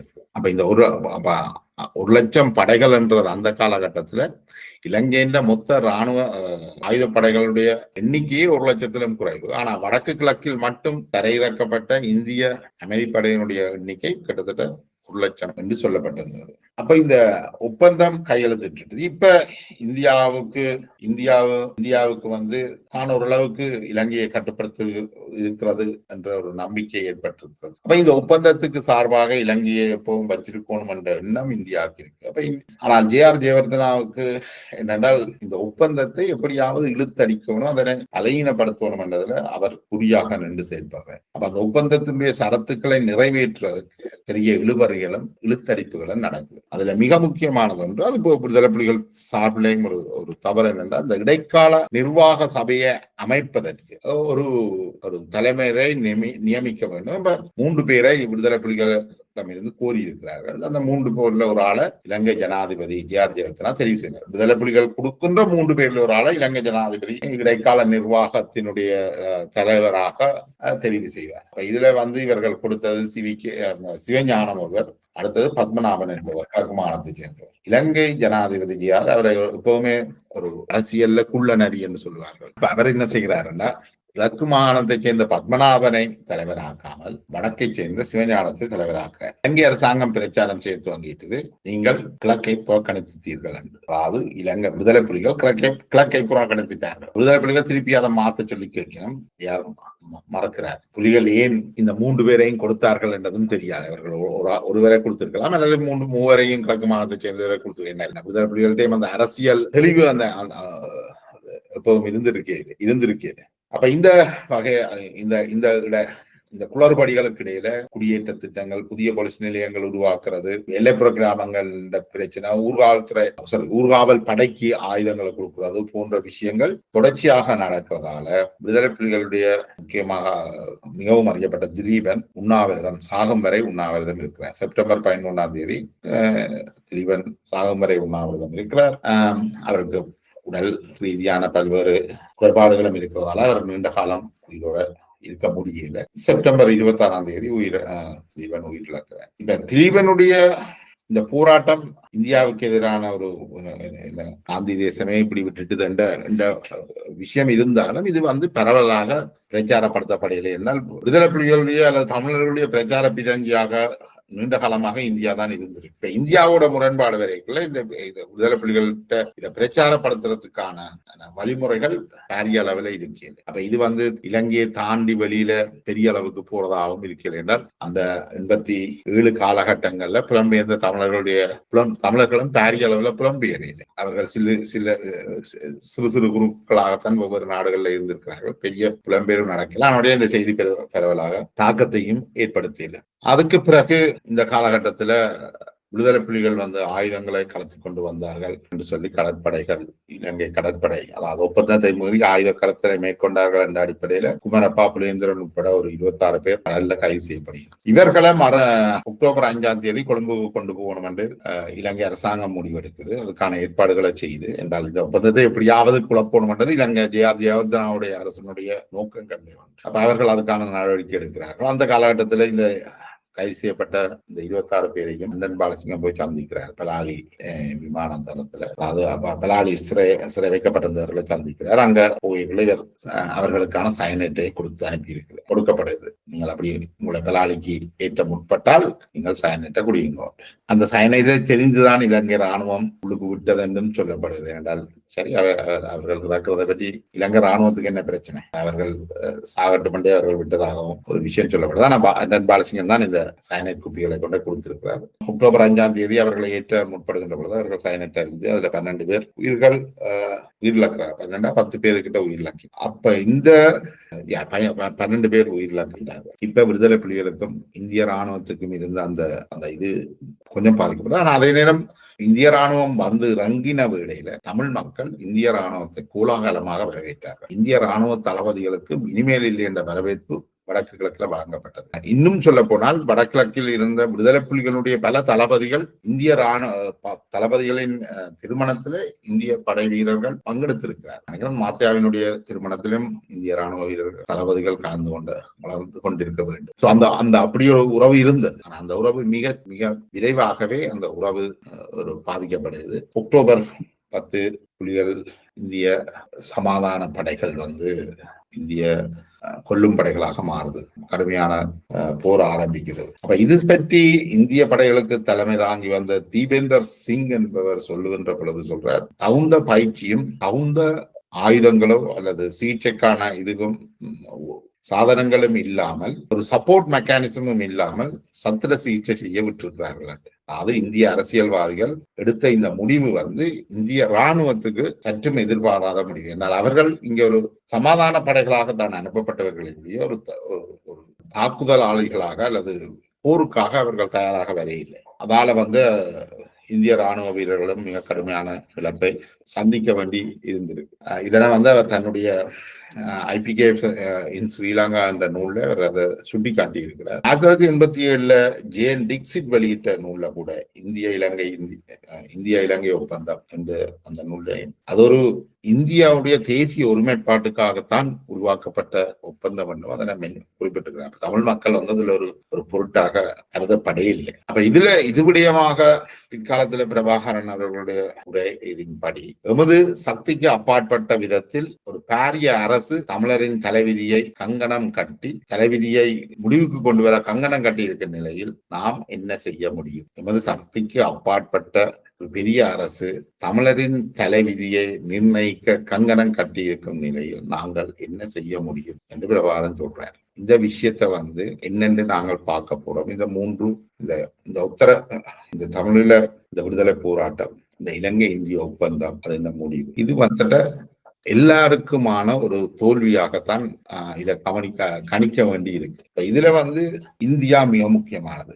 இந்தியாவினுடைய அன்றைய தலைவர் ராஜீவ்காந்தி மேற்கு நாடுகள்ல பல்கலைக்கழகங்கள்ல கற்றவர். ஆனால் ராஜீவ்காந்தி அரசியலுக்காக வளர்க்கப்பட்டவர் அல்ல. உண்மையிலேயே இந்திரா காந்தியினுடைய மூத்த மகன் சஞ்சய் காந்தி தான் அரசியலுக்காக வளர்த்தெடுக்கப்பட்டவர். ஆனால் அவர் ஒரு விமான விபத்துல உயிரிழந்துட்டார். ராஜீவ்காந்தி அதுக்கு தயாராக்கப்பட்டவர் அல்ல. அவரும் திடீரென்று இந்திரா காந்தியினுடைய மரணத்தை தொடர்ந்து அவர் திடீரென்று இந்த பதவியை ஏற்க வேண்டி வந்தது. ராஜீவ்காந்திட்ட இவ்வளவு தூரம் இந்தியா பற்றியோ சர்வதேச சூழல் பற்றின அந்த அரசியல் தெளிவு எவ்வளவு தூரம் இருந்திருக்கும் ஒரு கேள்வி. ஆனால் ராஜீவ்காந்திக்கு அதனை கொடுப்பதற்கான ஒரு பாரிய அரசியல் வட்டம் ஒன்று இருந்தது. அங்க உள்ள புலனாய்வு துறைகளும் சரி, அரசியல் தலைவர்களும் சரி, ராஜீவ்காந்திக்கு இது சம்பந்தமான அறிவூட்டலை விளக்கத்தை செய்வதற்கான ஒரு குழாம் அங்கு எப்பவுமே இருந்தது. அது அடுத்தது ராஜீவ்காந்தி விரும்பாமலும் ஒரு அரசியல் குடும்ப பின்னணியில இருந்து வந்தபடியால் அவருக்கு அந்த குடும்பம் சார்ந்த அரசியல் அறிவுகளும் இருந்திருக்கும். ஆனாலும் ராஜீவ்காந்தி அவருடைய வயதும் இளமையான வயது தான். அவர் பாரிய வயதை உடையவராக இருக்கையில் இலங்கை இந்திய ஒப்பந்தத்தை கையாண்டதுல பாரிய தவறு இருக்கிறது. அவருக்கு இந்திரா காந்தி இதனை கையாண்டிருந்தால் இது வேறு விதமாக அமைந்திருக்கும் என்று நாங்கள் இதை சொல்லலாம். ராஜீவ்காந்தியுடைய அரசியல் அனுபவமின்மை, தெளிவின்மை, சில சமயங்கள்ல அவசரப்பட்ட எடுத்த முடிவுகள் காரணமாக இந்த தவறு, இந்த இலங்கை இந்திய ஒப்பந்தம் பாரிய தோல்வியில முடிந்ததுதான் சொல்லுவோம் இந்தியாவுக்கு. ஏனென்றால் 1350 இந்திய வீரர்கள் கொல்லப்பட்டிருக்கிறார்கள். அவர்கள் மீண்டும் இந்தியாவுக்கு வருகின்ற பொழுது அவர்களை யாரும் தமிழகத்திலிருந்து யாரும் வரவேற்க செல்லவில்லை. எங்க நீங்கள் அமைதியை நிலைநாட்ட போனீங்களோ அந்த ஆறுக்கிடையில அமைதியை நிலைநாட்ட போனீங்களோ அந்த அமைதி, அந்த தரப்புகள், ரெண்டு தரப்புகளுமே, விடுதலை புலிகளும் சரி இலங்கை அரசாங்கமும் சரி, இவர்களை நாட்டை விட்டு வெளியேறும்படி கேட்டுக்கொண்டு இவர்களை விரட்டி அடித்திருக்கிறார்கள். விடுதலை புலிகளும் இலங்கை ராணுவமும் விரட்டி அடித்திருக்கிறார்கள். ஜெயவர்தனாவுக்கு பின்பு பதவிக்கு வந்த ரணசிங்க பிரேமதாசர் தான் பதவியேற்ற 24 மணி நேரங்களில் அவர்களை வெளியேற கோருவேன் என்று சொல்லி இருந்தார். அது மாதிரி அவர் அழுத்தங்களை கொடுத்தார். விடுதலை புலிகள் இந்திய ராணுவத்தை தாக்கி அழிப்பதற்கான ஆயுதங்களையும் பிரேமதாசா புலிகளுக்கு வழங்கியிருந்தார். இந்தியாவை பொறுத்தளவில் இது ஒரு முற்று முழுதான ஒரு அரசியல் ராணுவ தோல்வி. இந்தியாவினுடைய வியட்நாம் என்றுதான் அது சொல்லப்படுகிறது. இந்தியா கிட்டத்தட்ட ஒரு மூக்குடப்பட்ட நிலைமையை நாங்கள் பார்க்கிறோம். அரசியல் ரீதியாகவும் இந்தியா வெற்றி பெறவில்லை, இராணுவ ரீதியாகவும் இந்தியா வெற்றி பெறவில்லை. இந்த காலகட்டத்தில் 90ஆம் ஆண்டு இந்திய படைகள் வெளியேறுது, 91ஆம் ஆண்டு ராஜீவ்காந்தி படுகொலை செய்யப்படுறேன். இந்த படுகொலைக்கும் இந்தியாவினுடைய அமைப்புக்கும் மிக நெருக்கமான உறவு இருந்தது. விடுதலை புலிகளை கைது செய்ய, விடுதலை புலிகள தலைவரை கைது செய்து இந்தியா கைது செய்தல இந்தியாவுக்கு கூட்டிச் சென்று அவரை மிரட்டி கையொப்பம் வாங்கி அவரை நடத்தின முறைகள் காரணமாக அவர் ராஜீவ்காந்தியை பழிவாங்கிறதுக்கான முடிவை எடுக்கிறார். அவர் தனியாக எடுத்தாரா, அவர் இந்த கொள்ளையில வேறு ஆக்களும் இருந்தால் அது இன்னொரு விஷயம். இது சம்பந்தமாக சுஜித் சர்கார் என்பவர் ஆவணப்படத்தையும் திரைப்படத்தை உருவாக்கி இருக்கிறார். மெட்ராஸ் கஃபே. அடுத்தது எஸ் குப்தா என்று இன்னொரு இந்தியா டுடே ஊடகவியலாளரும் இது சம்பந்தமான சில பதிவுகளை வச்சிருக்கிறார். அந்த பதிவுகளின்படி விடுதலை புலிகள் மேற்கொண்ட ஒரு இந்த முடிவு, ராஜீவ்காந்தியினை படுகொலை செய்கின்ற முடிவு பிற்காலத்துல எவ்வளவு தூரம் தாக்கத்தை ஏற்படுத்தி இருக்கிறது நாங்கள் பார்க்கிறோம். ஒரு விடுதலை போராட்டம் இந்தியாவை பொறுத்தவரை இது ஒரு முற்றுமுழுதான தோல்வியாக அமைந்திருக்குது. அப்ப இந்த படமும் இந்த மெட்ராஸ் கஃபே 2013ஆம் ஆண்டு வெளியான இந்த மெட்ராஸ் கஃபே என்ற திரைப்படம் கூட அது சொல்லுது எவ்வாறு இந்திய புலனாய்வு பிரிவுக்குள்ளே இருந்தவர்கள் தகவல்களை எப்படி வெளியேற்றினார்கள், தகவல்களை கசிய வெளியிட்டார்கள். அந்த தகவல்கள் கசிய விட்ட பொழுது அது விடுதலை புலிகளை சென்றடைந்தது. விடுதலை புலிகள் இலகுவாக இந்திய இராணுவத்தின் மீதான தாக்குதலை தொடுத்தது என்ற விஷயங்கள் ஒரு பக்கம் இருக்கு. இன்னொரு பக்கம் இந்திய இராணுவம் விடுதலை புலிகளை சுற்றி வளைத்து, பிரபாகரனை சுற்றி வளைத்து அவரை கைது செய்ய அல்லது படுகொலை செய்ய நிலையில இருக்கின்ற பொழுது அவரை விடுவிக்க சொல்லி கட்டளைகள் பிறப்பிக்கப்பட்டு அவர் தப்பி செல்ல அனுமதிக்கப்பட்ட சம்பவங்களும் அதில் சொல்லப்படுகிறது. இதனை எஸ் குப்தா என்ற ஊடகவியலாளர் ராஜீவ்காந்தியினுடைய படுகொலை நடந்து 10 தினங்கள்ல இது சம்பந்தமாக ஆராய இலங்கைக்கு சென்றிருந்த அவர் இந்த விஷயங்களையும் பதிவு செய்திருக்கிறார். பரவலாக தமிழ் மக்கள் மத்தியிலையும் இந்த விஷயங்கள் ஓரளவுக்கு தெரிஞ்சிருக்குது. விடுதலை புலிகளின் தலைவர் வேண்டுமென்றே தப்பிக்க வைக்கப்பட்டார் என்றதை இந்திய அதிகாரிகள் தப்பிக்க விட்டிருக்கிறார்கள். ஏனென்றால் பிரபாகரன் இல்லாமல் ஜே.ஆர். ஜெயவர்தனாவை கட்டுப்படுத்த முடியாது என்ற அந்த பக்கத்தையும் இந்திய புலனாய்வு பிரிவு சொல்லியிருக்கு. இந்த புலனாய்வு பிரிவுகளுடைய ஆட்டத்துல நாங்கள் அங்கேயும் இங்கேயுமாக பல்வேறு விஷயங்களையும் இழந்திருக்கோம். ஒரு தோல்வி இந்தியாவுடைய முற்றுமுழுதான தோல்வி என்றதை பார்க்கும். அடுத்தது இதுல ஜே.ஆருக்கும் இலங்கையினுடைய ஜனாதிபதி ஜே.ஆர். ஜெயவர்தனாவுக்கும் எந்த வெற்றியும் இல்லை. ஜே.ஆர். ஜெயவர்தனா உயிரிழந்த பொழுது அவர் இந்த ஒரு ஸ்டேட்மெண்ட் ஆக இலங்கை தேசத்துக்கு ஏதாவது செய்தாரா? எதுவுமே இல்லை. யாருடைய காலகட்டத்தில் தான் நினைக்கிறேன் இலங்கையின் மிக மோசமான இனவாத ஜனாதிபதியாகத்தான் ஜே.ஆர். ஜெயவர்தனா பார்க்கப்படுகிறார். அவருடைய காலத்துலதான் இந்த இனவாதம் தூண்டிவிடப்பட்டது. அவருடைய காலத்துலதான் இந்த படுகொலைகள் எல்லாம் நடந்தது. அவருடைய இந்த ஆட்சியில வளர்ந்த இந்த இனவாதம் இலங்கையினுடைய அனைத்து சமூகங்கள்லையும் பல நூற்றுக்கணக்கான பல ஆயிரக்கணக்கான மக்களை பலிகொன்று. அப்ப அவர் ஒரு சிறந்த தலைவர் இல்லை, ஒரு மறக்கப்பட்ட வீணா போன ஒரு தலைவராகத்தான் ஜே.ஆர். ஜெயவர்தனா இலங்கையின் வரலாற்றுல சிங்கள மக்களாலையும் பார்க்கப்படுவார். என்னால் அங்க ஒன்றும் சிங்கள மக்களுக்கும் அவர் எதனையும் சாதிக்கல. அவர் ஒரு சிறந்த கல்விமானாக இருந்த பொழுதும் அவருடைய அரசியல் நரித்தனங்கள் எந்த மக்களுக்கும் எந்த நன்மையையும் விட்டு செல்ல. அவருடைய பக்கத்திலையும் இலங்கை இந்திய ஒப்பந்தத்தை வைத்து அவர் எதனையும் சாதிக்கல. அவருக்கும் முற்றுமுழுதான தோல்விதான். ஏன்னா இலங்கைக்கு எந்த நன்மையும் கிடைக்கல. அப்ப ஒப்பந்தத்தை போட்ட இலங்கைக்கும் நன்மை கிடைக்கல, ஒப்பந்தத்தில் கையாழ்த்திட்ட இலங்கைக்கு நன்மை கிடைக்கல, அதனை நிர்பந்தித்த இந்தியாவுக்கு நன்மை கிடைக்கல. அப்ப தமிழ் மக்களுடைய நிலைமை என்னென்று இருக்கு. தமிழ் மக்களுடைய நிலைமையை நாங்க என்னென்று பார்க்கறது இதுல என்றால் 85ஆம் ஆண்டு 86ஆம் ஆண்டு 87ஆம் ஆண்டு இந்த இலங்கை இந்திய ஒப்பந்தம் கொண்டு வரப்பட்ட காலகட்டத்துல இலங்கையில கொல்லப்பட்டவர்களின் மொத்த எண்ணிக்கை தமிழ் மக்கள், விடுதலை புலிகள், ஏனைய இயக்கங்கள், இலங்கை அரசாங்கம் எல்லாம் சேர்த்து ஒரு 5000 பேர் தான் கொல்லப்பட்டிருப்பார்கள். அதற்கு பிறகு நடந்த இலங்கை அரசாங்கத்துக்கும் இந்திய படைகளுக்கும் புலிகளுக்கும் இடையில நடந்தது அதுல இன்னொரு 6000 மக்கள் கொல்லப்பட்டிருக்கிறார். ஆனால் இன்றைக்கும் இந்த ஒப்பந்தத்துக்குள்ளதான் தமிழ் மக்கள் தங்களை தீர்வு தேட வேண்டியதாக இருக்கு. அப்படி என்று சொன்னால் இதில இருந்து நாங்கள் ஏதாவது ஒன்று அன்றைக்கே பெற்றிருக்க வேண்டும் என்றதுதான் உண்மை. பிரபாகரன் இந்த ஒப்பந்தத்தின் டெல்லிக்கு போகும் பொழுது சொன்னது, இன்னொரு பெரிய அந்நிய சக்தி எங்களுடைய தலைவிதியை முடிவு செய்ய கங்கணம் கட்டியிருக்கிற பொழுது நாங்க என்ன செய்யறோம், இதை நீங்கள் கூட அனுபவத்துக்கு முதலே நீங்கள் போய் சண்டை பிடிச்சு சாகிறதுக்கு முதலே இந்த முடிவுக்கு வந்திருக்கோம். அதுதான் அரசியல். ஏனைய இயக்கங்கள் சரியோ பிள்ளையோ அவர்கள் அந்த இலங்கை இந்திய ஒப்பந்தம் தான் ஒரே தீர்வு என்ற முடிவுக்குள்ள வந்தார். IPRL வந்து அந்த ஒப்பந்தத்தை நடைமுறைப்படுத்த ஒரு மாகாண சபையையும் வடக்கு கிழக்குல இணைந்த மாகாண சபையையும் ஏற்படுத்தி இருந்தது. அந்த மாகாண சபையில இருந்த எல்லாரையும் சுட்டு படுகொலை செய்திருந்தீங்க. அப்ப நீங்கள் அதுக்கு பார்க்க ஒரு உயர்வான தீர்வை கொண்டு வர நீங்கள் முயற்சித்திருக்கோம். ஆனால் இன்னைக்கு திருப்பி வந்து நாங்கள் தொடங்கினதுக்கும் பின் பக்கத்துல இருக்கிறோம். மாகாண சபைக்கு இப்ப அதுவும் இல்லாமல் மாவட்ட உள்ளூராட்சி சபைகள் இந்த தேர்தல்ல நாங்கள் தமிழ்லாம் கிடைக்கிறோம் என்று போட்டி போடுறோம். அப்ப இந்த முட்டாள்தனத்தை செய்யாம இதை நாங்கள் முதலே 86ஆம் ஆண்டே இந்த விஷயத்துல நாங்கள் உறுதியா இருந்து இந்தியாவோட ஒரு நல்லுறவை எடுத்து இலங்கை அரசாங்கத்தை வற்புறுத்தி இருக்கோம். இந்த ஒப்பந்தத்தை நிலைநாட்டுறது இது காலம் கடந்த விஷயம். ஆனா என்ன செய்கிற மாட்டோம், நாங்கள் இன்றைக்கும் என்ன செய்கிற மாட்டோம், இன்றைக்கும் நாங்கள் அரசியல் தெளிவில்லாதவர்களாகத்தான் இருக்கிறோம். இதுல பாதிப்பு கூட என்னென்றா, இலங்கை அரசாங்கம் ஒன்றும் புரியல, இந்திய அரசாங்கம் ஒன்றும் புரியல. ஆனா நாங்கள்லாம் இழந்திருக்கிறோம். அவர்கள் பெரிதாக இலக்கியல். அவர்கள் 1300 ராணுவத்தை இந்தியா அந்த சனத்தொகையில் 1300 ராணுவம் என்றது இந்தியாவுக்கு ஒரு பெரிய பொருட்டே இல்லை.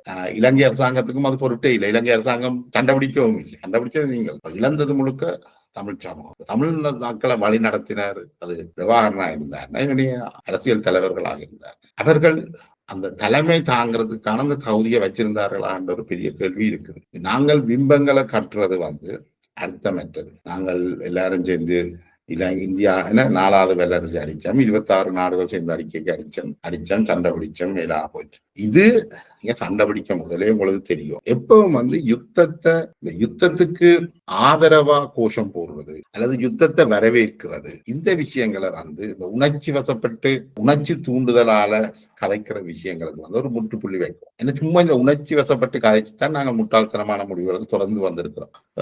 திரியப்பாவுக்கு இயக்க மரணம் இல்லை, சிங்களவன முடிவுத்தோல்ல செருப்பு தச்சு போடுவோம், சிங்களவன் ரத்தத்தை எடுத்து தப்பித்தான் நாங்கள் தோய்வோம், அல்லது JVP சாவப்பட்டிக்குள்ளே அனுப்புவோம், அப்புவாமி விட மாட்டோம், மக்களை திரட்டி போராடுவோம். இந்த உள்டா சுப்பல் கதையில முதல்ல இந்த தமிழ் சமூகம் கைவிடுவோம். ஏதாவது ஒன்றை சாதிச்சுட்டு என்ன சாதிச்சீங்களோ அதுகின்ற அடிப்படையில ஏதாவது நகர்றதுக்கு முயற்சி செய்வோம். ஏன்னா நாங்கள் போராடுவோம், நாங்கள் அப்படிப்பட்ட ஆட்கள் இப்படிப்பட்ட ஆட்கள் என்று சொல்லி காலங்காலமா என்ன செய்திருக்கிறோம்னா எங்கள்ட இருப்பை இல்லாமல் பண்ணி புலம்பெயர்ந்த மக்களுடைய பங்கு மிக மோசமான. தமிழ் மக்களுடைய அரசியல் ரீதியான இந்த முன்னெடுப்புகள் தோல்வி அடைஞ்சதுக்கு புலம்பெயர் தமிழ் மக்களுடைய பங்கு மிக முக்கியமானது. என்றால் அவர்களுக்கு வடிவாக தெரியும், தாங்கள் என்ன சொன்னாலும் அதால தங்களுக்கு ஒரு பாதிப்பும் வராது. அவர்கள் என்னவும் சொல்லலாம், புலம்பெயர்ந்த தமிழ் மக்கள் என்னவும் சொல்லலாம், அவைக்கு ஒரு பாதிப்பும் இல்லை, அவைக்கு நன்மைதான் வரும். நாங்கள் ஏற்கனவே காய்ச்சிருக்கிறோம். விடுதலை புலிகளுடைய $300 பில்லியன் சொத்தை அனுபவிக்கிறது புலம்பெயர்ந்த மக்கள் தான். அது எல்லாரும் என்று நாங்கள் குற்றம் சாட்டுறது தவறு. அந்த புலம்பெயர் தேசத்துல வாழ்றவதான் இதெல்லாம் பங்கு போடி. இப்ப இன்றைக்கு புலம்பெயர்ந்த மக்களுக்கும் இது ஜாலியான ஒரு மே 18 திரிவந்த நினைவு தினம் என்றான அவர்களுக்கு ஒரு ஜாலியான ஒரு பொழுதுபோக்கு தான். அவர்கள் ஒன்றும் இலங்கையில மக்களுக்காக அர்ப்பணிச்சு போராடி ஒன்றையும் எடுத்து தர போறீங்க. அவர்கள் தங்களுக்கு ஒரு லீவு நாள்ல ஒரு பார்ட் டைமா ஒரு கொடி பிடிக்கிறது, 4 டிக்டாக்ல போடுறது, தமிழர் தாயகம் தமிழர்களின் தாயகம் தமிழர் தாயகம் என்ற ஒரு ஸ்டேட்மெண்ட் வருவது, 2 இன்டர்வியூ கொடுக்கிறது. இதுகள்லாம் அவர்கள் செய்யலாம், அவர்கள் செய்வார்கள் தொடர்ந்து. என்னால் அவர்களுக்கு அது ஒரு குஷியான வேலையும் தான். ஒரு வகையில பார்க்கல அவர்களுக்கு ஒரு அடையாளம். இலங்கையில நீங்கள் யாழ்ப்பாணத்துல இருக்கிறவருக்கு நான் தமிழன் என்று ப்ரூவ் பண்ண தேவையில்லை, மட்டக்களப்பில் இருக்கிறவருக்கு தான் ப்ரூவ் பண்ண தேவையில்லை. தமிழன் வெளிநாட்டுல இருக்கிறவருக்கு தான் தமிழன் என்று ஒரு நாளும் ப்ரூவ் பண்ணும். ஏன்னா வாழ்றது ஏனைய மக்கள் மத்திய தங்களுக்கு ஒரு அடையாளத்தை அவர்களுக்கு அது ஒரு அடையாள பிரச்சனை ஒன்று இருக்கு. அதுக்காக அவர்கள் சில விஷயங்களை முன்னெடுப்பார்கள். அவர்கள் இலங்கையின் அரசியலை தீர்மானிக்கிறது மிகப்பெரிய தவறுக்கு தான் கொண்டு. இந்த முள்ளிவாய்க்கால் கடைசி கட்டத்துல மன்னிமண் உங்களோட பூர்வீக மண், நீங்கள் அங்கதான் சாகும் வரைக்கும் இருக்க வேணும், வெளிநாட்டுல இருந்து கப்பல் வரும், அமெரிக்கா படைகள் வரும், ஆட்கள் நிறைய பேர் சேர்த்தாதான் நேட்டோ படைகள் இலங்கையில கால் வைக்கும். இப்படியான என்ன சொல்றது ஒரு உளறல்கள் இந்த புலம்பெயர் தேசத்துல இருந்து வந்திருக்கு. அதுதான் இந்த கடைசி போராட்டத்தை இவ்வளவு மண்ணு. பிரபாகரன் இன்னொன்றையும் நாங்கள் பார்க்கணும். இந்த இலங்கை இந்திய ஒப்பந்தத்துல ரஜீவ்காந்தியும் மெத்த படிச்சிறார், JR ஜெயவர்தனா அவரை மேல மெத்த படிச்சிறார். பிரபாகரன் ஒரு குழந்தை போராளி, 17 வயசுலயே படிப்பெல்லாம் பட்டுட்டு இயக்கத்துக்கு போனவர். அவர் எடுக்கிற முடிவுகள் அவருடைய சிந்தனை முறையில இருந்து அவர் ஒரு குமுதம் கல்வி வாசிச்சு ரம்போ படம் பார்த்த ஒரு சாதாரண மனுஷர் இளைஞன். அவருக்கு இந்த சர்வதேச அரசியல் சூட்சுமம் எல்லாம் புரிகிற அளவுக்கு இருக்கு வாய்ப்பில்லை. ஆனால் அவரை பூசித்து அவரை முருகனாக்கி கடவுளாக்கி இங்க இருந்து பித்தலாட்டம் போட்ட கூட்டம் அதுக்கு வழங்கின விளக்கங்கள் இருக்குதானே. இங்க உள்ள படிச்ச கலாநிதிகளும் அவருக்கு பிம்பம் கட்டி வழங்கின அந்த அந்த விஷயங்களும் இதுக்கு ஒரு காரணம். இந்த பெருமரத்துல வௌவாலா தலைவருக்கே சவாலா இந்த வெங்காய கதைகள் தமிழ் மக்களுடைய இருப்பை கேள்விக்குறியாக்கி இது முதல்ல விளங்கிக் கொள்ளப்படணும். இது உணர்ச்சி வசப்பட்டு நாங்கள் செய்கிற ஒரு விஷயம் அல்ல. இதுல ஒரு ஒரு ஒரு ஒரு மாற்றம் உணர்ச்சிகளை விட்டுட்டு விஞ்ஞான பூர்வமாக தமிழ் மக்களுக்கு முதல்ல நாங்கள் ஏதாவது ஒரு இடத்துல கால் எடுத்து வைத்து அடுத்தடுத்த ஆண்டுகள்ல அடுத்தடுத்து மேல போகணும்ன்றது வேலை முக்கியம். இன்றைக்கு இருக்கிற இலங்கை அரசியல் சூழல்ல இன்றைக்கு தமிழ் மக்கள் இதுவரைக்கும் கடந்த 70 ஆண்டுகள்ல செய்ய முடியாத பல விஷயங்களை இப்ப தமிழ் மக்கள் முயற்சிக்கிறார்கள், பேசுகிறார்கள், காய்க்கிறார்கள், போராடுறார்கள், எல்லாம் செய்யக்கூடியதாக இருக்கு.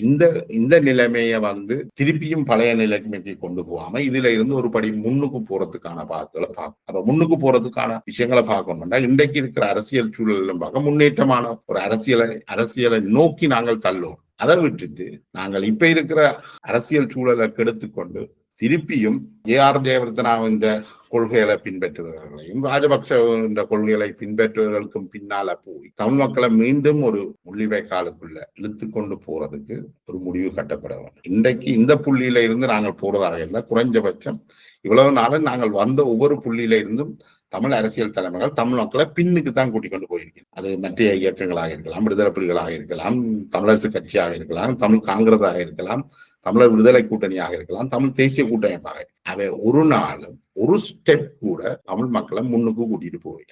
இன்றைக்கு இருக்கின்ற கஜேந்திரகுமாரா இருக்கலாம், சுமந்திரனாக இருக்கலாம், ஸ்ரீதரனாக இருக்கலாம், இவர்களுக்கு தமிழ் மக்களை முன்னுக்கு கூட்டிக் கொண்டு போறதுக்கான அரசியல் தெளிவோ அறிவோ கிடையாது. அதை அவர்கள் தொடர்ந்து நிரூபிச்சிருக்கிறார், காலங்காலமாக நிரூபிச்சிருக்கிறார். அவையிட்ட இருக்கிறது பரம்பரையாக வந்த அரசியல் சிந்தனை, அவையிட்ட ஒரு புது சிந்தனையும் இல்லை. இதைய நம்பி போறது என்னுடைய அரசியல் அறிவுக்கு மிக ஆபத்தானதாக தான் எனக்கு படுது. தமிழ் மக்கள் என்ன நாங்கள் இன்றைக்கு வடக்கு யாழ் மாவட்டத்துல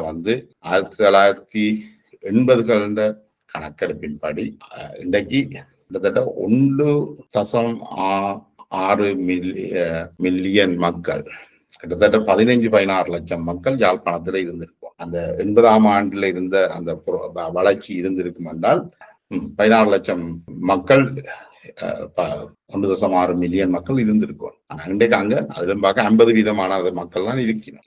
ஏன்னா எங்களோட தொடர்ச்சியான போராட்டங்களாலையும் நாங்கள் தொடர்ச்சியாக மக்களை உதாசீனம் செய்ததாலையும் மக்கள் அபிவிருத்தியை நாங்கள் எதிராக இருந்ததாலையும் மக்கள் வெளியேறிட்டார். இதே நிலைமை தான் இன்றைக்கு வடக்கு கிழக்குல இருக்கிறதெல்லாம் பார்க்க கூடுதலான மக்கள் தென்பகுதியில இருக்கு. ஏன் நீங்கள் எல்லாரும் கதைக்கிறதெல்லாம் உண்மை என்றால் ஏன் தென்பகுதியில இருக்கணும், வடக்கு கிழக்குல இல்ல வரணும்? ஏன்னா நீங்கள் கதைக்கிறது ஒன்று செய்கிறது ஒன்று, அதால தமிழ் மக்கள் வெளியில போயிடும், கனடாக்கு போயிடும் அல்லது கொழும்புக்கு போய். இந்த நிலைமை மாறணும். இது சம்பந்தமான ஒரு தொடர்ச்சியான புரிதலும் சிந்தனையும் வேண்டும். ஒரு நீண்ட இந்த உரையாடலை கேட்ட உங்கள் அனைவருக்கும் நன்றி.